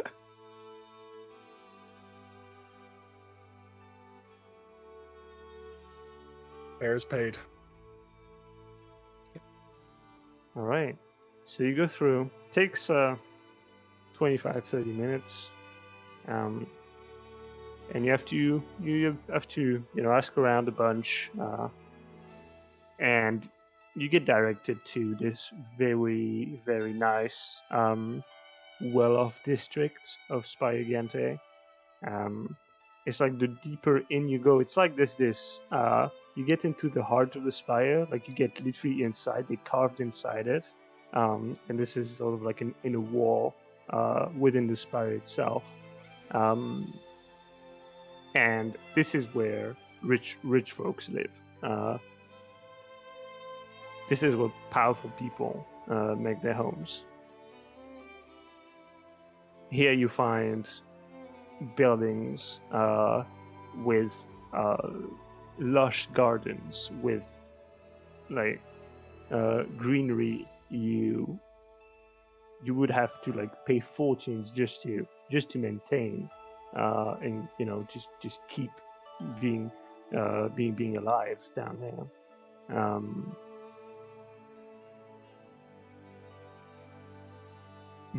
Worked marble or worked stone smooth. Incredible designs of statues. Clearly spent a lot of time and effort on these. And people out there carousing, enjoying their cycle, whatever they intend to do. And you eventually make it to the doorstep of the Gante mansion. It is a bit of an oddity. It's actually not even that big compared to certain other mansions, but the grounds are wide.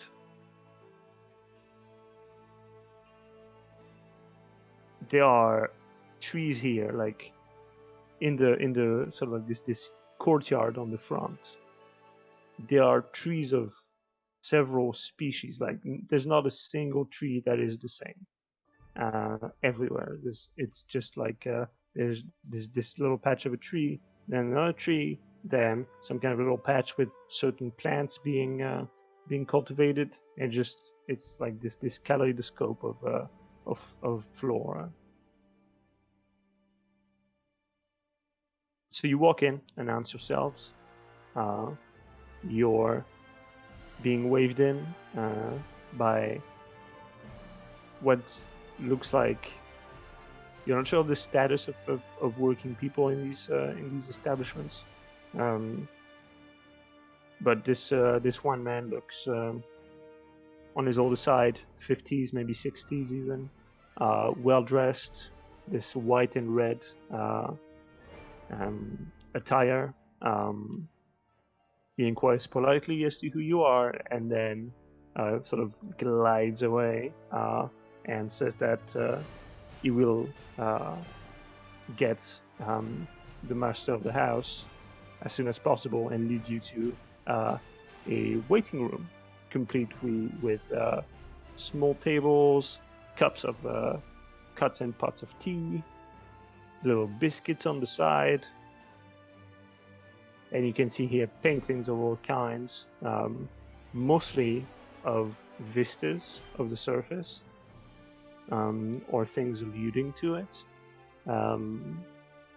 You have incredible carpets, threaded with gold or silver, and of all sorts of colors on the rainbow spectrum.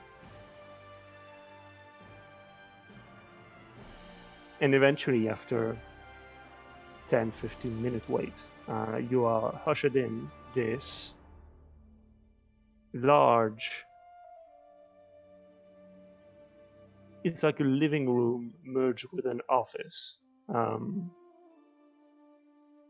At the very back, there seems to be this large pane of glass that shows you, now that you are on the second floor of the house, shows you the garden itself, and it's quite a sight from up here.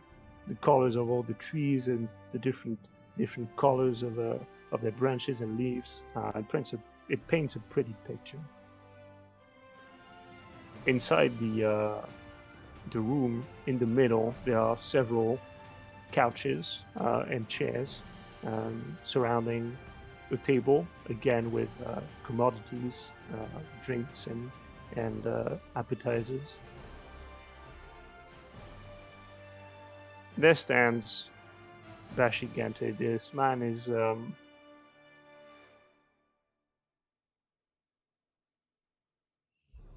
'50s, good '50s, white hair, slicked back, sort of shoulder length, a well-groomed beard, sort of going from here to there, sort of like points. He has this golden glow to his eyes, and this sort of like metallic, this metallic headpiece that sort of like attaches to his temples and then arches back behind him, like some sort of weird metallic halo. His eyes glow this golden color, similar to this metal headpiece.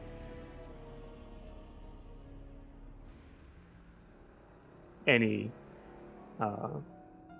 walks closer to you. He is also richly dressed. Black scarf around his neck, this black and golden shirt, and pants that fit perfectly. He seems calm, and aside from him, on the couches in the middle of the room are 3 people. One is up on his feet, seemingly trailing Bashi. He seems like a dwarf. His stone skin entirely painted in green. The 2 others, one is in his 30s perhaps, buzz cut hair, black, with sort of like John Lennon glasses, with tinted lenses.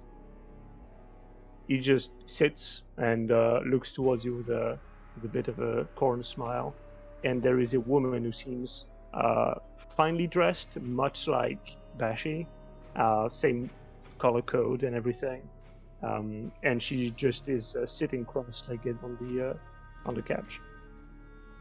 So, Bashi gets closer to you, and he says, "Welcome. I wasn't expecting you so early, but welcome. If you'll have a seat, or perhaps you want to walk around, I can show you around the museum if you wish." I would be delighted to visit this museum of yours. Very good. Well then, follow me. Oh, and don't mind him. He points towards the dwarf. He's just going to be around him. Security, you understand? Yes. As Good. did I bring my own security, as you can see. I just Right. bowed deeply. Oh, there's no need for that. He sort of like gives his hand for you to shake. I shake it. Pleased to meet you. So I've been told you were a very dedicated young woman, elf, I should say, Yes, indeed. and you'd be interested in working in the act, perhaps some kind of act for the auction as a performance of some kind. We already Yes. have a lot of that going on, but I want it to be perfect. I want it to be memorable. There's a lot riding on this.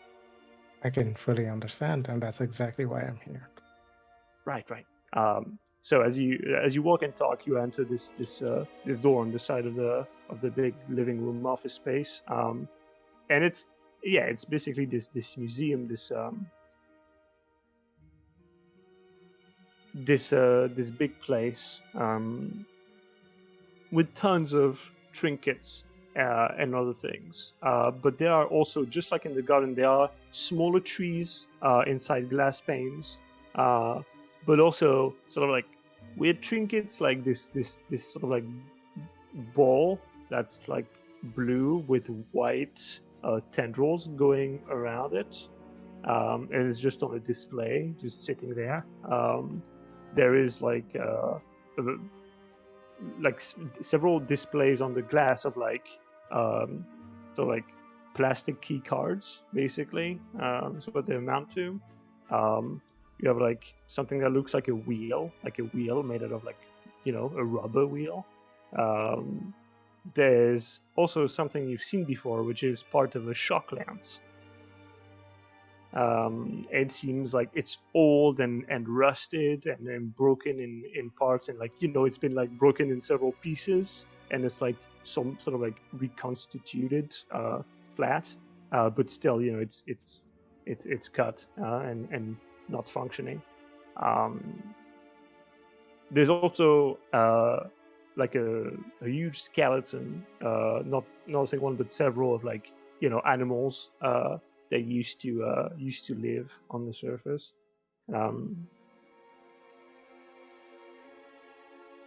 Most notably, one with a very it's quite big, with like a four-legged with sort of like it's about your size, and then it has a super long neck and its head like 3 meters off the ground.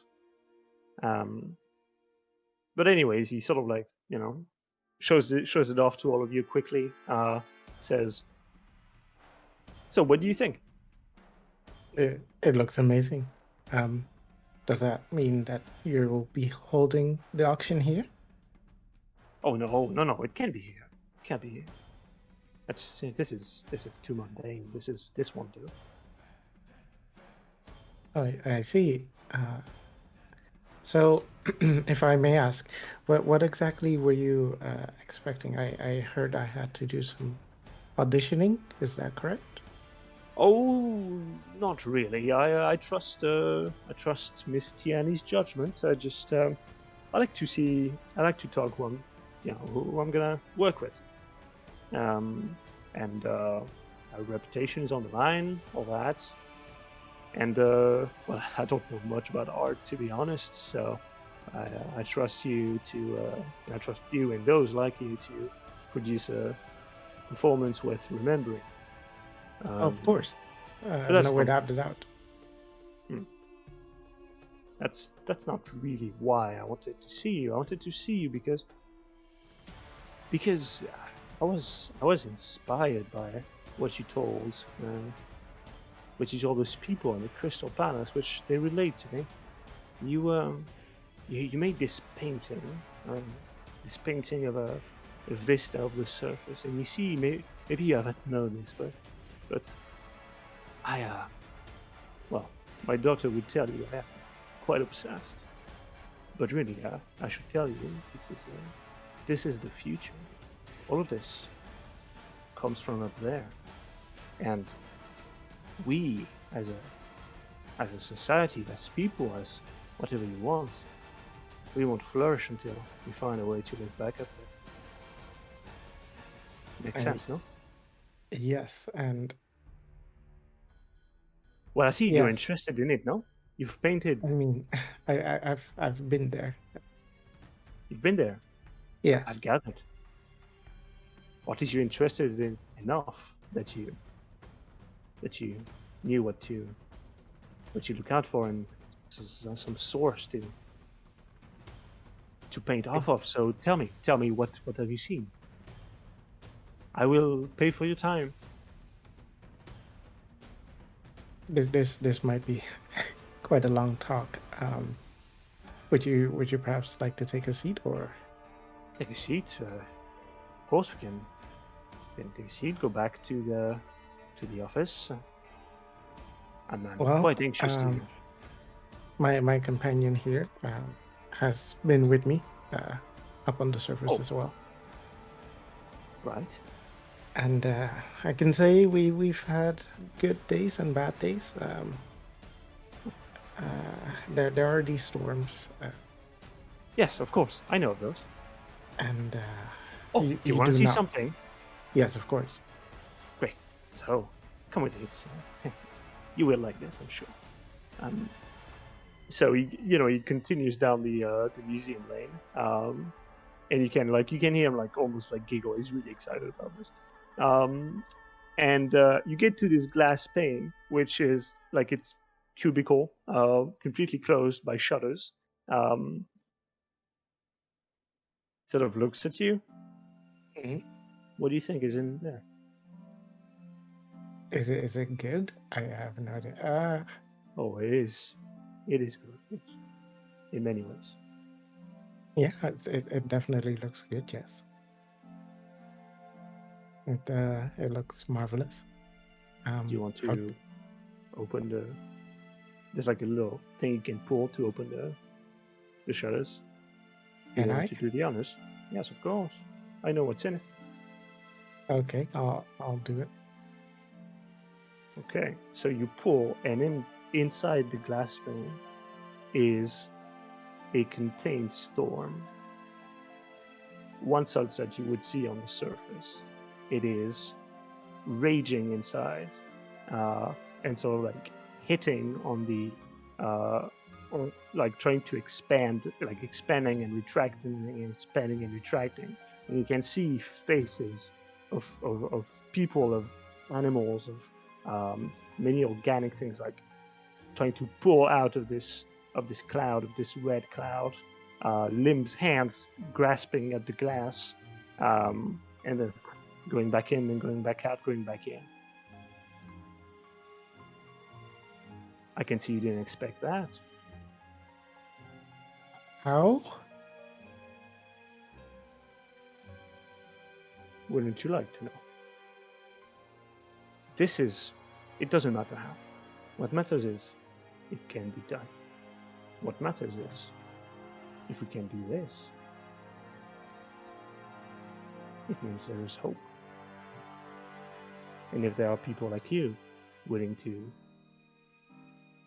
brave the surface, well, there are others who are willing to work with you to find solutions.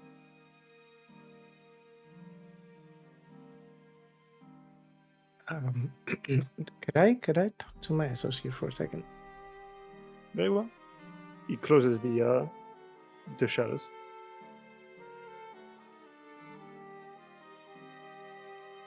I'm brimming with He- excitement and have been hiding it desperately this whole time. He leaves you behind, like Bashi and the dwarves that's following him 24/7. They're like, leaving you, giving you ample space to like going back to the office. Before he leaves, he just says, "Well, you may consider this your home temporarily. Act as you would in your own abode. I shall be back in the lounge when you are ready." Right. You saw that, right? Saw it, yes. Understand it, no. There's people in there. Well, that's nothing new, but I know your people move around too much to get comfortable with the storms, but yes, that's not. It's strange that it's in a box. It's not strange that it has faces and hands. I mean, there's actual living people in there. I'm sure your people had stories about what happens when you're caught in one. And they want out. I would too if I were there, but par for the course. An act of nature, if you will. I'm more concerned with the relics. You saw he had a shock lens, just like the one we had before. Yes. That means he knows, at least vaguely, where to go. Are we sure stealing from him is the right goal? How else am I gonna get it? Maybe we follow it home. I mean, that could be anywhere. Sure, but if we're there, we keep a close eye, see where it's stored, see where it goes when they give it to someone, as they will. I just think this is the best lead I've ever seen. He's not just gonna let it go. Like, it's not gonna be like, oh, we're friends now, so I'll keep the painting for you. No, I don't expect that. I expect to steal it from someone else. Someone who probably won't even know what they have, or if they do, they won't appreciate it. How are we gonna find out who that is? Like I said, see where it's stored. Once it sells, see where it goes.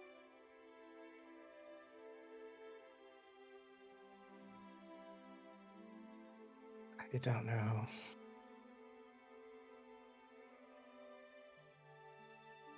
I mean, I guess it's worth a shot. I'm really struggling to keep a firm face on. I want to look like security, but we're standing in a room full of things that I would love to touch. You think he's just going to let you? That's why I've kept my mouth shut. Okay, well, I say play nice. okay. I guess I have to. For now. And then we'll decide on the day of what needs to happen. Okay.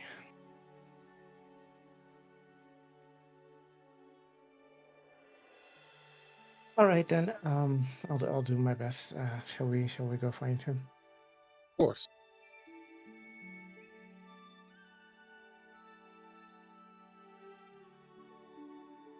Okay. So you go back to the lounge. There, there's a tad more people there than there used to be. There's still Bashi, the dwarf, the woman, but the second man with the buzz cut got up and is talking to a second person who seems to be assisted by two others carrying boxes, crates full of something or other. The man is making them open the crates and checking the insides, which seem to be mostly how do you call those? Art, paintings, and such. So, please describe yourself. Well, you guys see. Give me a second. I'm gonna post a picture so you can take a look. You see a man probably in his early 30s. Red hair. Shaved Good one side looking. of his head. Very good looking man. Has a nice trim, neat beard. The side of his head that's shaved, he's got a pretty good, like a massive scar, like all across it and like down his cheek. He's wearing, a very nice shirt with an overcoat that's, like purple and blacks and whites, kind of all golds, like all kind of blended in together. Just clearly, this man comes from money. Has money. He's wearing, a good necklace, some gold, and yeah, that's about it. Yeah.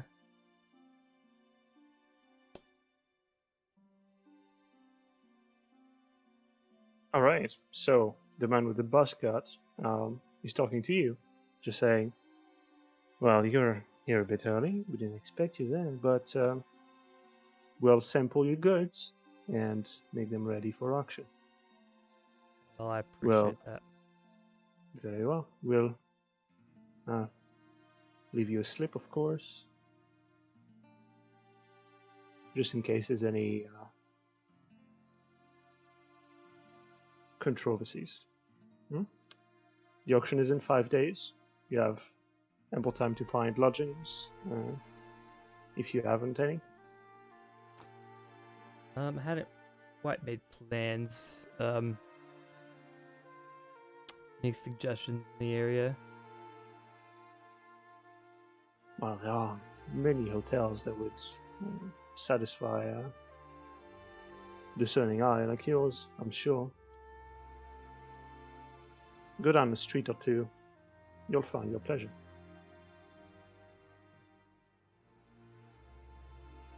Well. No. He talks to your two hands, and they sort of, following to the side with the loaded crates. On the other side of the room, Bashi gets up as soon as he sees you come back. So, have you decided on a course of action?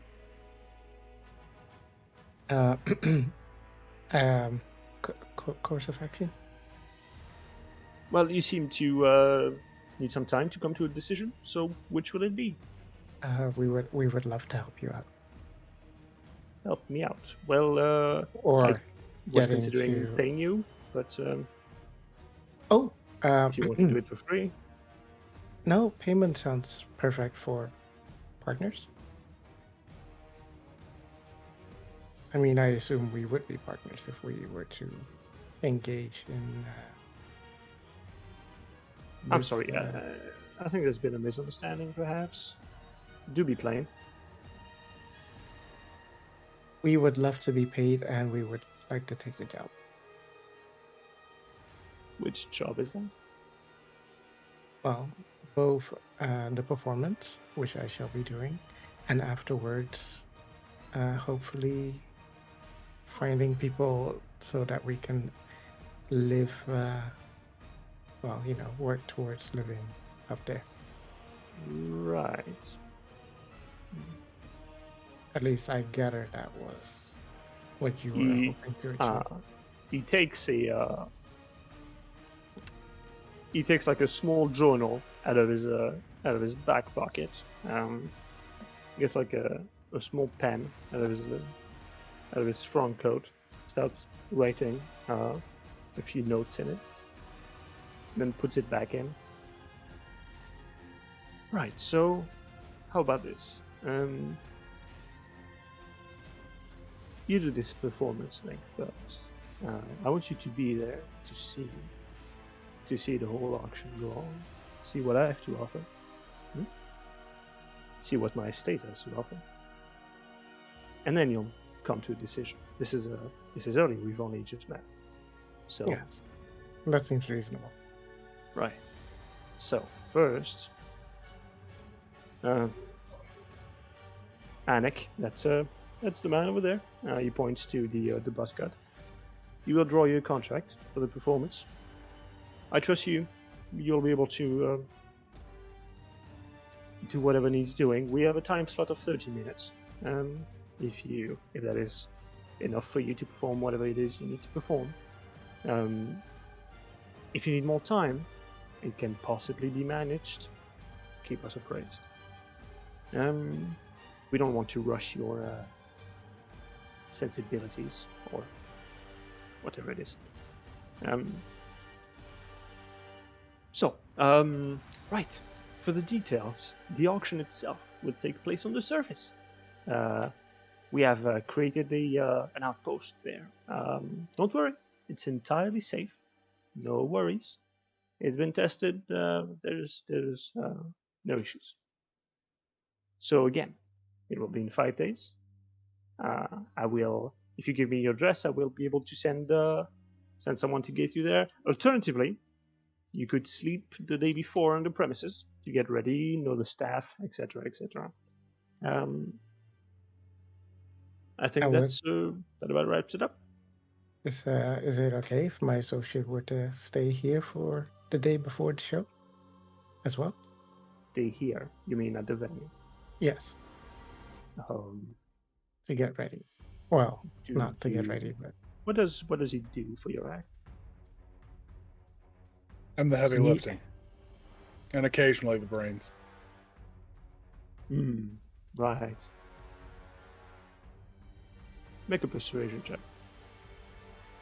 This is gonna go swimmingly, guys. Not you, her. Oh, cool. I would say you responded well, so with advantage. okay, persuasion. I can always sweeten it by trying to explain an ancient relic he's holding currently in his home. I rolled a 17. 17. That's not great for you. With advantage on charisma, you rolled 17? Okay. Yeah, 17, yes. All right. He thinks about it, looks back at the woman on the couch, then back at you. Oh, why not? The more the merrier. I thank you. We'll arrange for lodgings. Do you sleep together? I mean, in the same rooms? Do we need to arrange for different lodgings? Same room should be fine. Same rooms. Very well. I will take a note of that. So, is there anything else to discuss? If not, I will leave you in the very capable hand of Anik once he's back unloading these crates. And I am in fact quite busy, so I'll have to get going very soon. It was a pleasure to meet you. A real pleasure. And I hope we can continue our discussion, after the auction. Or, heck, during. All right. Thank you very much. We'll be seeing you in 5 days. Very good. Don't get lost now. Have I left by now? You do what you want, dude. Would I've noted? Would I've seen them? Obviously, right? Yes. It's very obvious. I mean, they have seen I'm so stealthy. Right. I mean, they're standing in the room, right? It's a room. It's right. a big room. If I would have seen them, I would have left, and I'll probably be waiting outside. Okay. outside, like completely outside on the street? Yes. Okay. All right. So, guys, Dash is giving you your leave. Anik eventually comes back.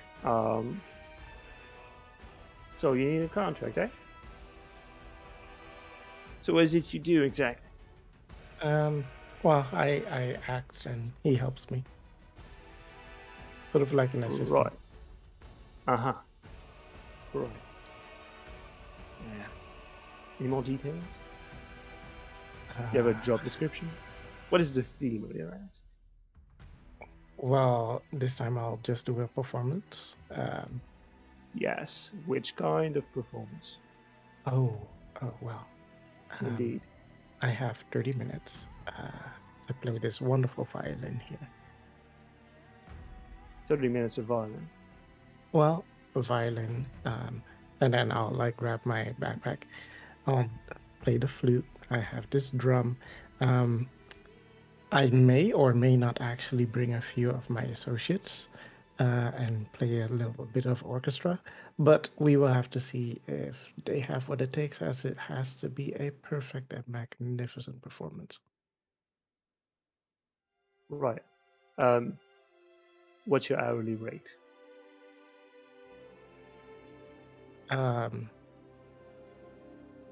It depends, but for a venue like this, Sarah's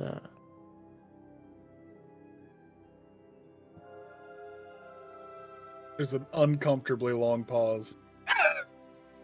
He's Well, like, he's like drawing up the contract and he's like tapping the about, pen against the paper. I mean, I haven't lived in a nice town. I've lived in a nice enough town. How comfortable am I with the exchange rates on paying fairly high-end bards? You know, But, I mean, you don't fucking know, because like New Aether economy is completely different from right? So I mean, it's a shot in the dark. I mean, for you back in the conglomerate, like, I mean, the thing is, you don't know how rich this guy is, but like, if you were to go back to the conglomerate and you would try and think about, oh wow, what's an hourly rate for like a court bard or some shit like that, right? Right. It's like well, the thing is, usually it doesn't work like that. It's like, bards have patrons and they don't get paid hourly in the conglomerate. I was a noble once. So- I'm sure I've paid someone to play music for me before. You were in like a fucking town at the end of the river, man. All right. He also I worked at would the say- Vi House.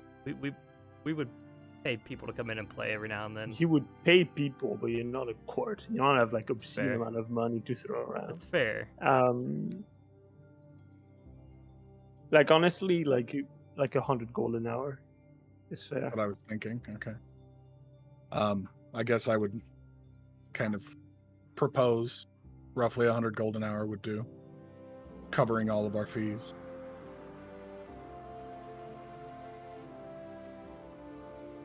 100 gold. Very well. And he writes, and he very pointedly adds a fourth zero. And then he signs and he says, courtesy of Sir Gente, he extends his goodwill. I thank you. Is he writing us a check? Because I don't know if I even gave my real name. I probably just gave Cyrus. Sure. I mean, basically, it's a contract stating that basically, Upon completion, money. The estate, thus, the estate Gente, thus referred as the estate, contracts. What are you calling yourself? I mean, I would if it was real business, I would just use my real name. It would be Cyrus Felrin II. Cyrus Felrin II, and you? Amelia. Just Amelia? I guess I would go with the full name. Okay, so write your full name, Amelia Amberwood. Was it a test to know if I knew? Actually, I'm quite surprised you knew, but okay, yeah. Well Of course done. I know. What the fuck? And then thus referred as the troop, and then blah blah blah blah blah. Legal jargon. But it's mostly straightforward. Basically, they employ you for the duration of an evening. They will give you lodging for the day before and the night itself. You will be able to eat infinite amount of food and or drink. However, you are forbidden from drinking or consuming any alcohol or opiates, anything that may distract you from the performance, basically. Mhm. And essentially, the things that matter, right? You have an hourly rate of 1,000 gold, which basically depends if for whatever reason the crowd really likes you, and you play longer than 30 minutes, then you'll get paid more. As it stands, you get paid 500 gold for the 30 minutes. With some If real there's good more, economy. there's more, right?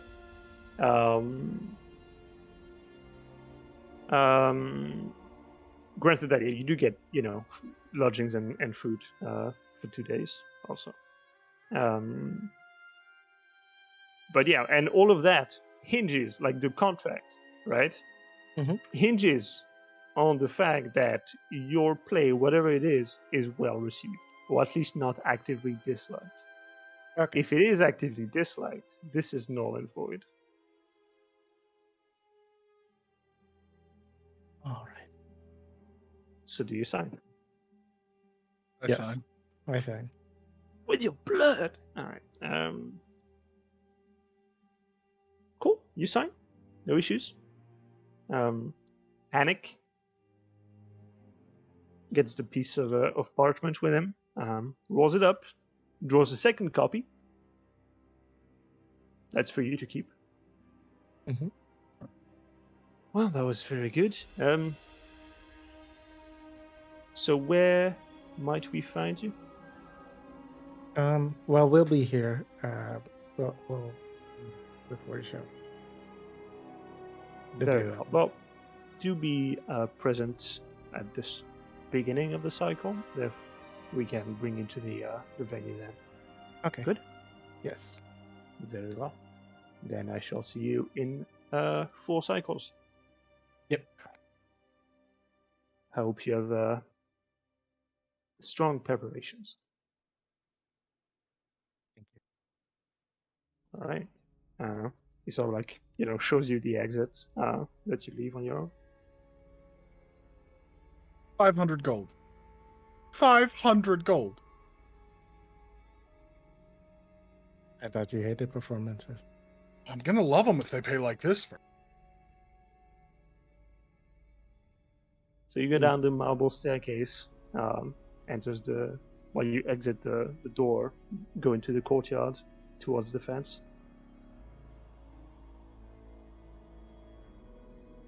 You would probably see me sitting out there. I'll just pass you by. Right. No, Yeah, it's fine. unless you. Yeah. No, Well. as you're approaching, I would stand and approach. Good afternoon. Do I know you from somewhere? Asking Cyrus. Not that I know of. You have friends? Well, had more like, but sure. You look familiar, and I'm not quite sure why. Just for viewer reference, I'm roughly 6 feet away from you at all times. Just so you know, you're not picking my pockets if that's what Fine. this play is. Nope, not at all. Um, Do I look like I need to pick pockets? you never know, man. I highly doubt we're old friends. I don't really stay around these parts often. Forgive me. Allow me to introduce myself. I am Lord Darko Helvid II. Have you ever been to Utachu? Time? your life? Not that I know of.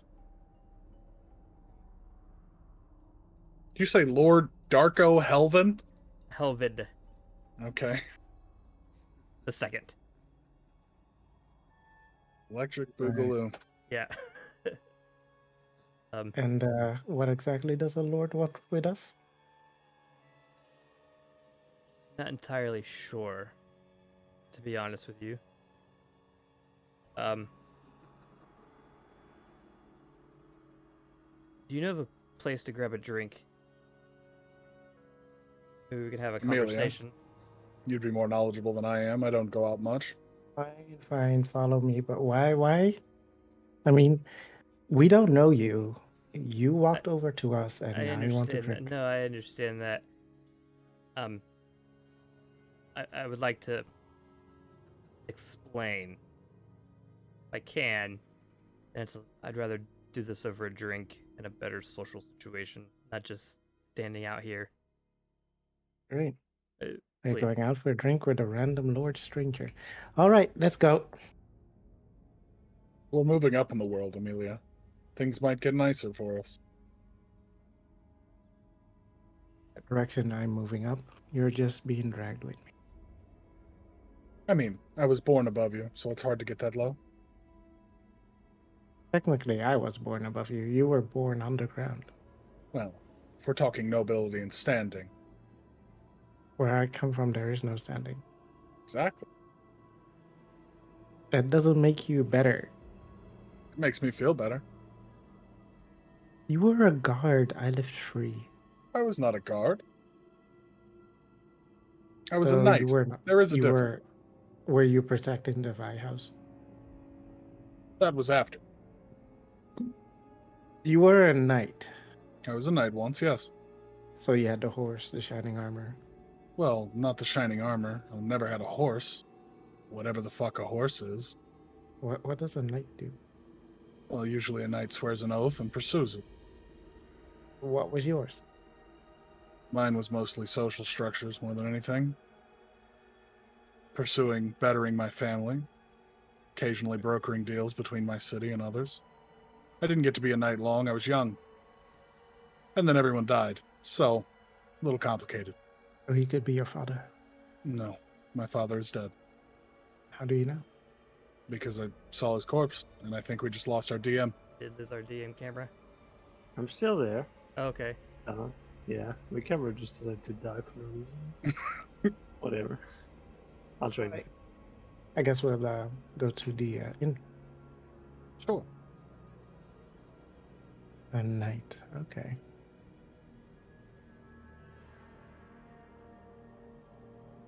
If we're walking along and I see some fancy restaurant or something, I'll Yeah, you pass by this this like looking like family owned restaurant or tavern called Homebound. Seems like they're serving fresh produce. Nothing too. You look at the menu out front. It's excessive, but if you take the cheap options, it should be all right. Also, yeah, my camera just said to die. It's dead. Like it's just dead. Yeah, It just we died. noticed. No, but I mean, like the actual physical camera. Like I can plug it out, plug it in. It's done. Oh, Anyways. all right then. Uh, Well, we'll just roll with it. We'll roll with it. yeah, roll with it, man. Right. So Anyways, I'll just you get inside. You get a you get a table. Plus, you guys are gonna do all the talking about. right. Whatever. Yeah. So, you get a table. It's not, it's like the start of the day pretty much.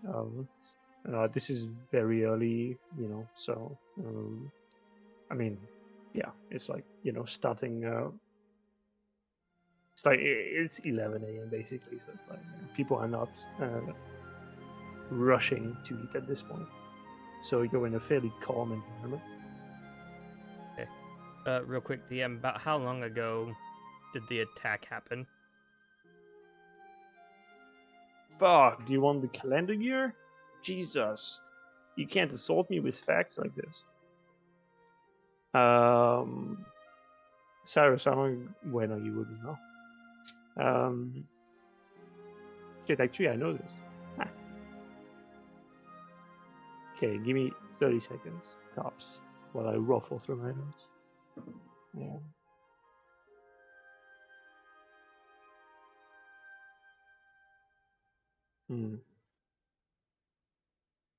Oh, yeah. Accounting for the time skip.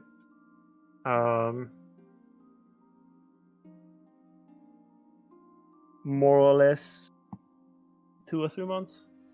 Okay.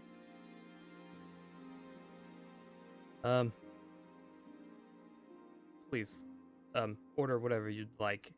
That's on me.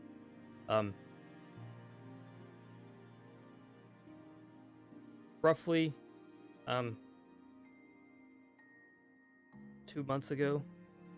Hey, we're getting a DM back? Oh, yeah. Oh. Yeah, he fixed it. Like I said, roughly a couple of months ago, I started having, I don't know, nightmares? And for some reason, and I honestly don't know why,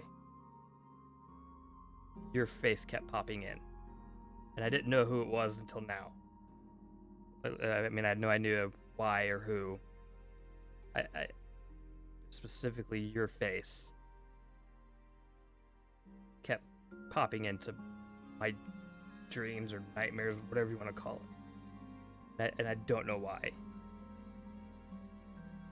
Well, There was, certainly strange, but not otherworldly by any means. there Bad was- dreams are bad dreams. There were other visions in there, visions of the spires, which is part of the reason why I'm here. Visions of a painting, but not one of mine. I don't know. You dreamt of a painting. Yes. Well, me, you, and a painting must have been a romantic night. So, are you a far traveler? Do you live Have you near seen here? this painting? What does it look like?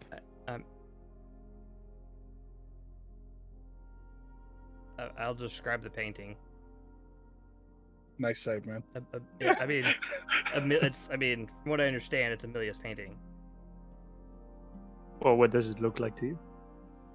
I don't remember the fucking description, DM. I never gave it. I never gave. I know, so. It's relevancy to you, man. So make it up. But if What I did make you it see? up and I don't know what it actually looks like, then it's. I'm telling it's you. different for every I'm telling person. you to make it up. It's different for every person. Is it really? Yeah. Oh. Fair enough. Okay, bye. Yeah. I see as a painting anyway.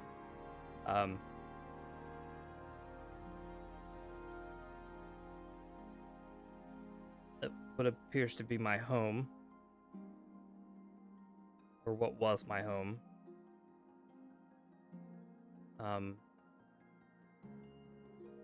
But on the outskirts, there's an army, maybe. I don't know. Something's like that. I don't know what that. Where exactly do you live? It was a town called Utachu, not far from here, but I think southeast of here. It was a military town for Ethern, however you pronounce it. That was founded by my father. I don't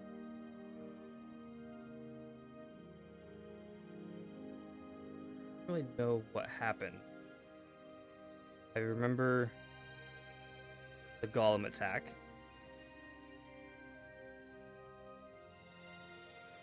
And then waking up in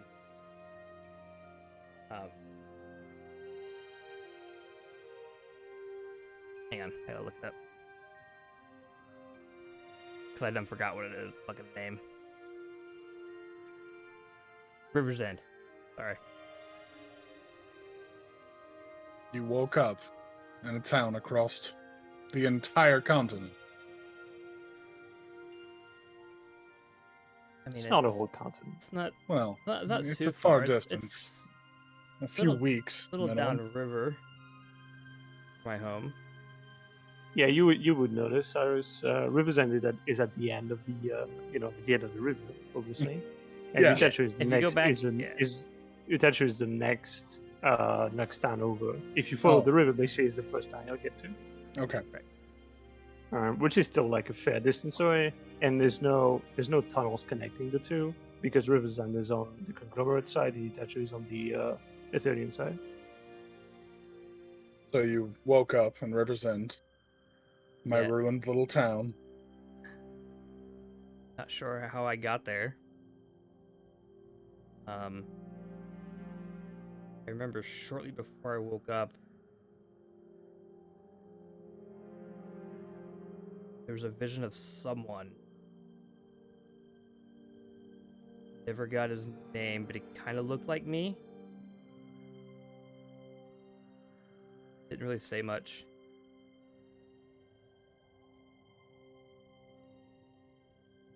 Well, Any of that sound familiar? intensely, yes. Safe to assume your town is gone, and no one's left to explain. I mean, it's in ruins. Still a few people left. We're, we're hoping to rebuild, or I'm hoping to rebuild. Well, Part of the reason why I'm here, hoping to sell some family heirloom artwork. Hopefully, get some funding together. well, Amelia, That to catch you up, this random lord basically described everything that happened to me before we met. So, You're I from guess the same somehow- town? I'm from River's End. I don't even know the town he's talking about, but assuredly it's close if he woke up in mine. I'll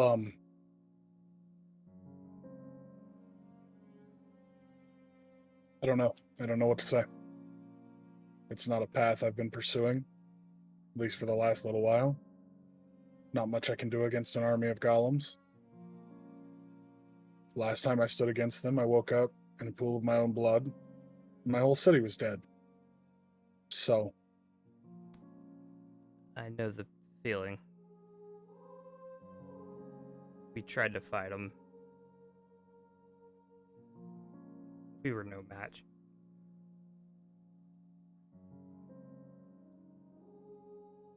well,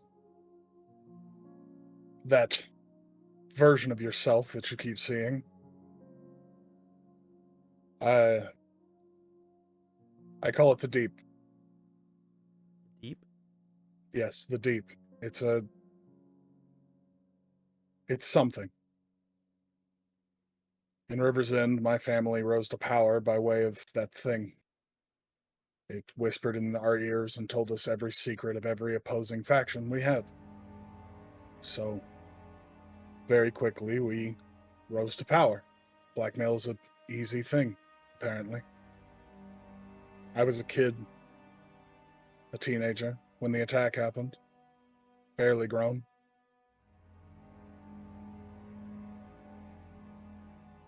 I don't know what to tell you. I'm not.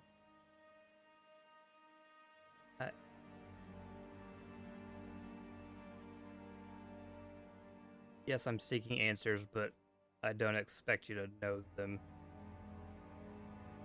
Now, seeing me, not something I've ever done. And I don't mean seeing myself, but seeing other people while I'm dreaming. That doesn't happen for me. I don't.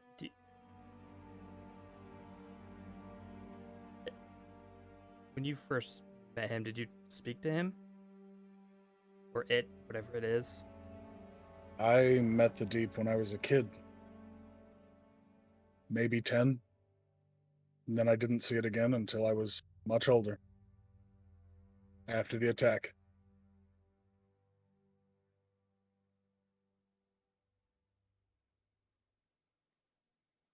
Okay. So what do you want? From me, I mean. I don't know. Honestly. I'd like to know why I keep seeing you in my nightmares or dreams or whatever you want to call it. This painting. Why it led me here. It's certainly more useful for you than it is for me. It's never guided me in life. Given me boons, sure, but never given me a path to walk. It gave you magic. To some degree, yes. I pull out my tied steel sword, Riptide, stretch it to the length of a pike, water dripping as I do so. I'll do the same and pull out my weapon. What you see is a cutlass. Like a short sword, decorative, like handle hilt thing that kind of goes over my hand.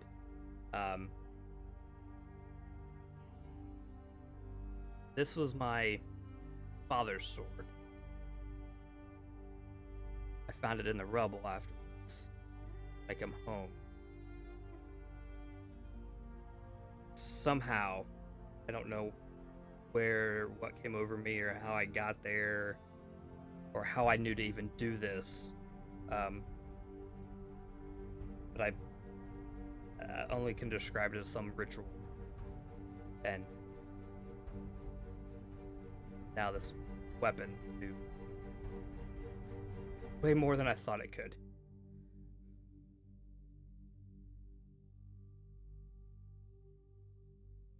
I'm gonna walk away now. And if I see you again, I'm gonna kill you.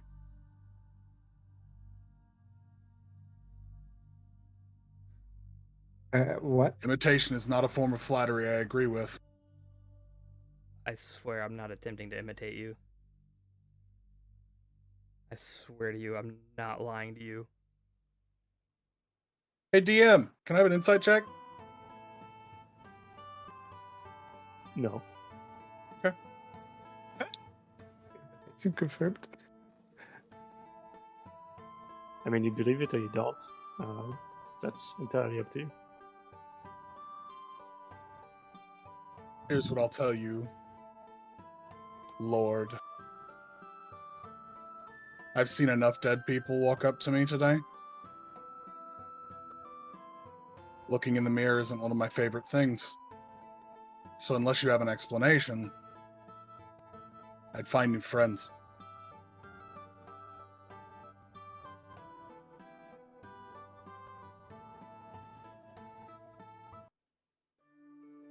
You are gonna see me again. I will be at the auction. Wish me for me to stay clear there. By all means. Take a few days and decide what I want to. That's fair. I'll leave word where I'm staying with Gashi. Is that his name? Nope. Nope. Bashi? Something like Bashi. that. Huh? Yeah. Close enough. Anyway. If you wish to talk more, find me there. Otherwise,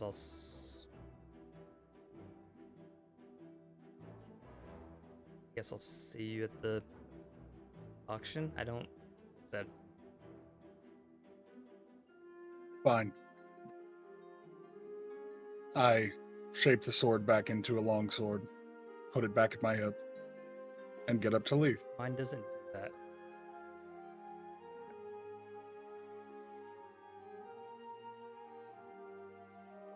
Amelia, you following? Staying? What you doing? Like So, what? You're both cursed the same? I say that as I walk after you, by the way. Not just the same, in the exact same ways. If he's to be believed, one city apart, we both carry our father's swords. We're both nobility. We both met the deep. It's too many coincidences. He's lucky we're in a nice place. We have a job to do.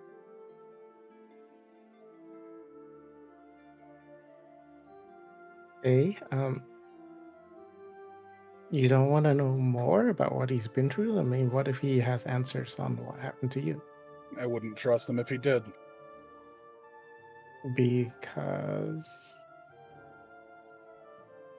You can have a few coincidences, but when you have 5, it feels like a trap. I'm walking away before it gets sprung. you're not curious at all.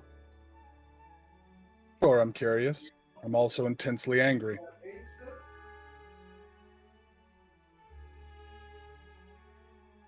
Amelia gets up and fucks off. Right. Bye. Cool, No, later. it's because like people are like talking really loud. That's it. But yeah. I see. Okay. How about you just take some time to think about it, and maybe we can talk to him after the show or during. I'm sure I'll have plenty of time to think about what I want to do. Yeah. For now, you just keep practicing and make sure we impress. You really want that money? I'm fucking broke. Of course I want that money. All right. I'll keep practicing day in day out. I guess I'll pay my 2 fucking silver as well, god damn it. Do you even have any left? Yeah, So- I do. Just shitty. Do you have any gold left? Yeah, I'm doing fine. I just want more money. Wow. So you have the end of this cycle plus 3 more, and then the evening after that, well, the end of the cycle after that, you're expected to be at the auction venue. Okay. Well, I know the day that I met our fun little lord, I would cast Sending on the Deep and see if it works.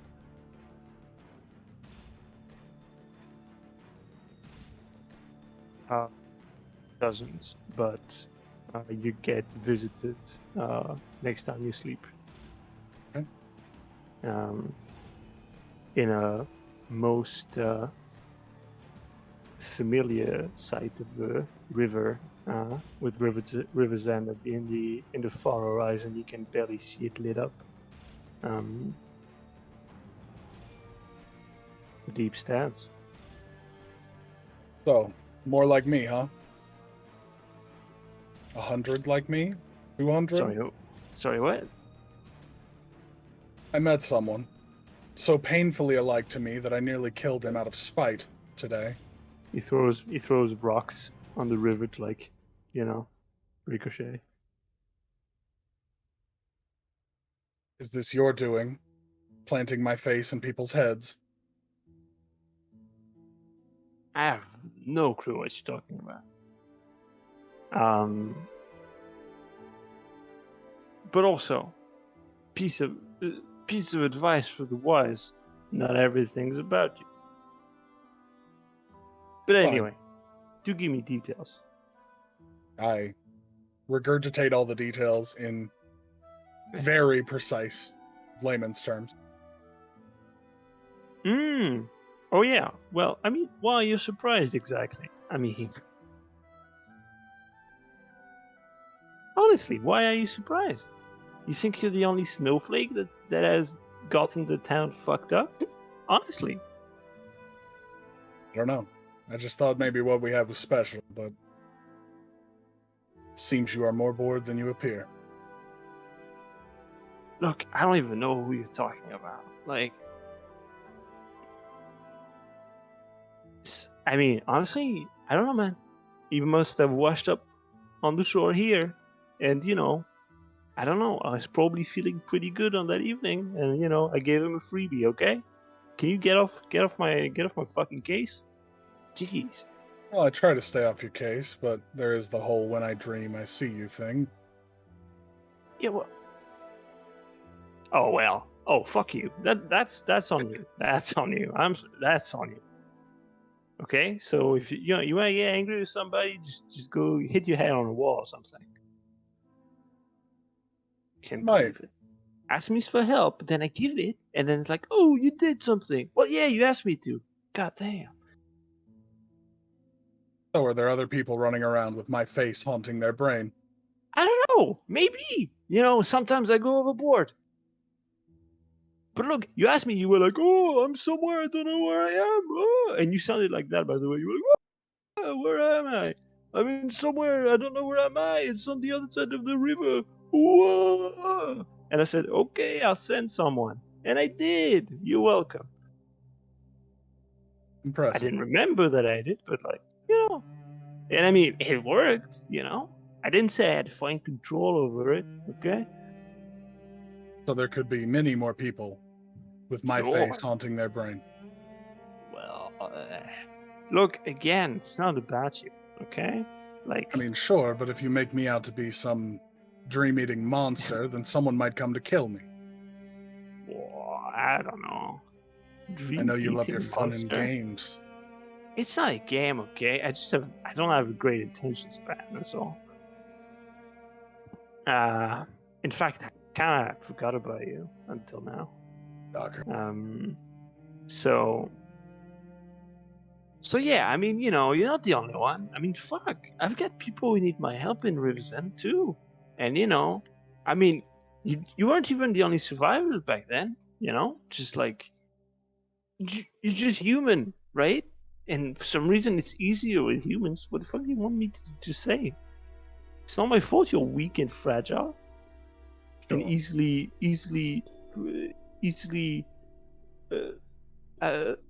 brained out. I don't know. The point is, I know who the fuck this guy is. Okay. I probably influenced him at some point. Probably needed it too.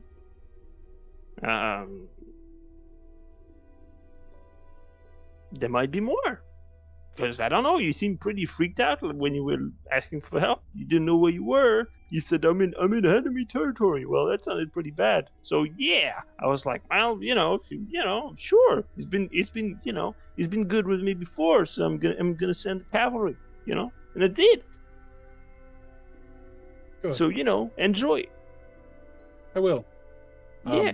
Don't be too bothered if you see him floating down the river soon. We'll see how I feel that day.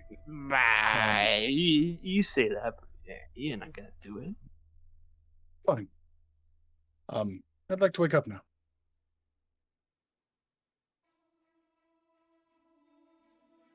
You sure? I have things to do today.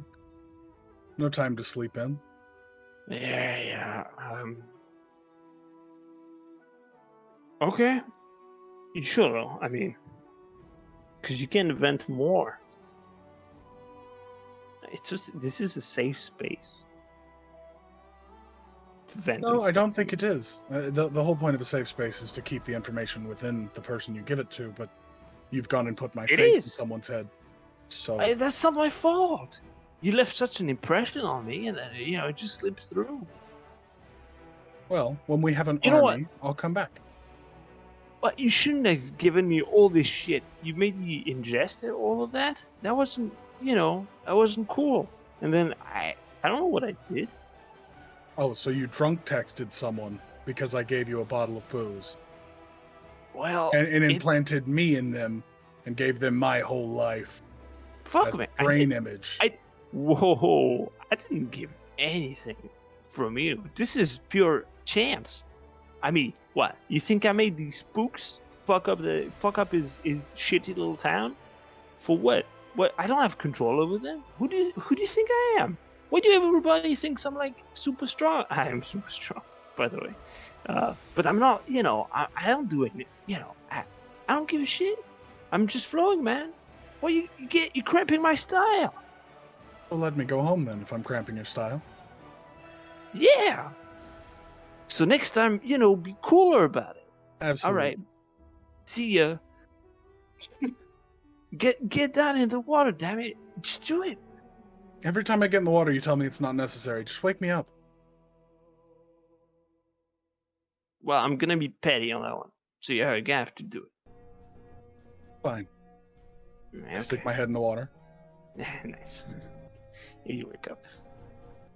The first thing I do when I wake up is cast Sending on Brahm. The message is, I want to kill the deep.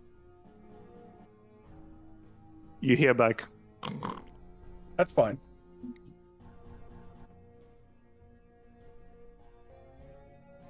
All right. So with that, with an allied lost and another ally definitely not gained, we're gonna see how all that unfolds next time. Sounds great. All right, guys. This was a game. Wasn't it though? It was a real good one. It was jam-packed full of shit. Yeah. Oh,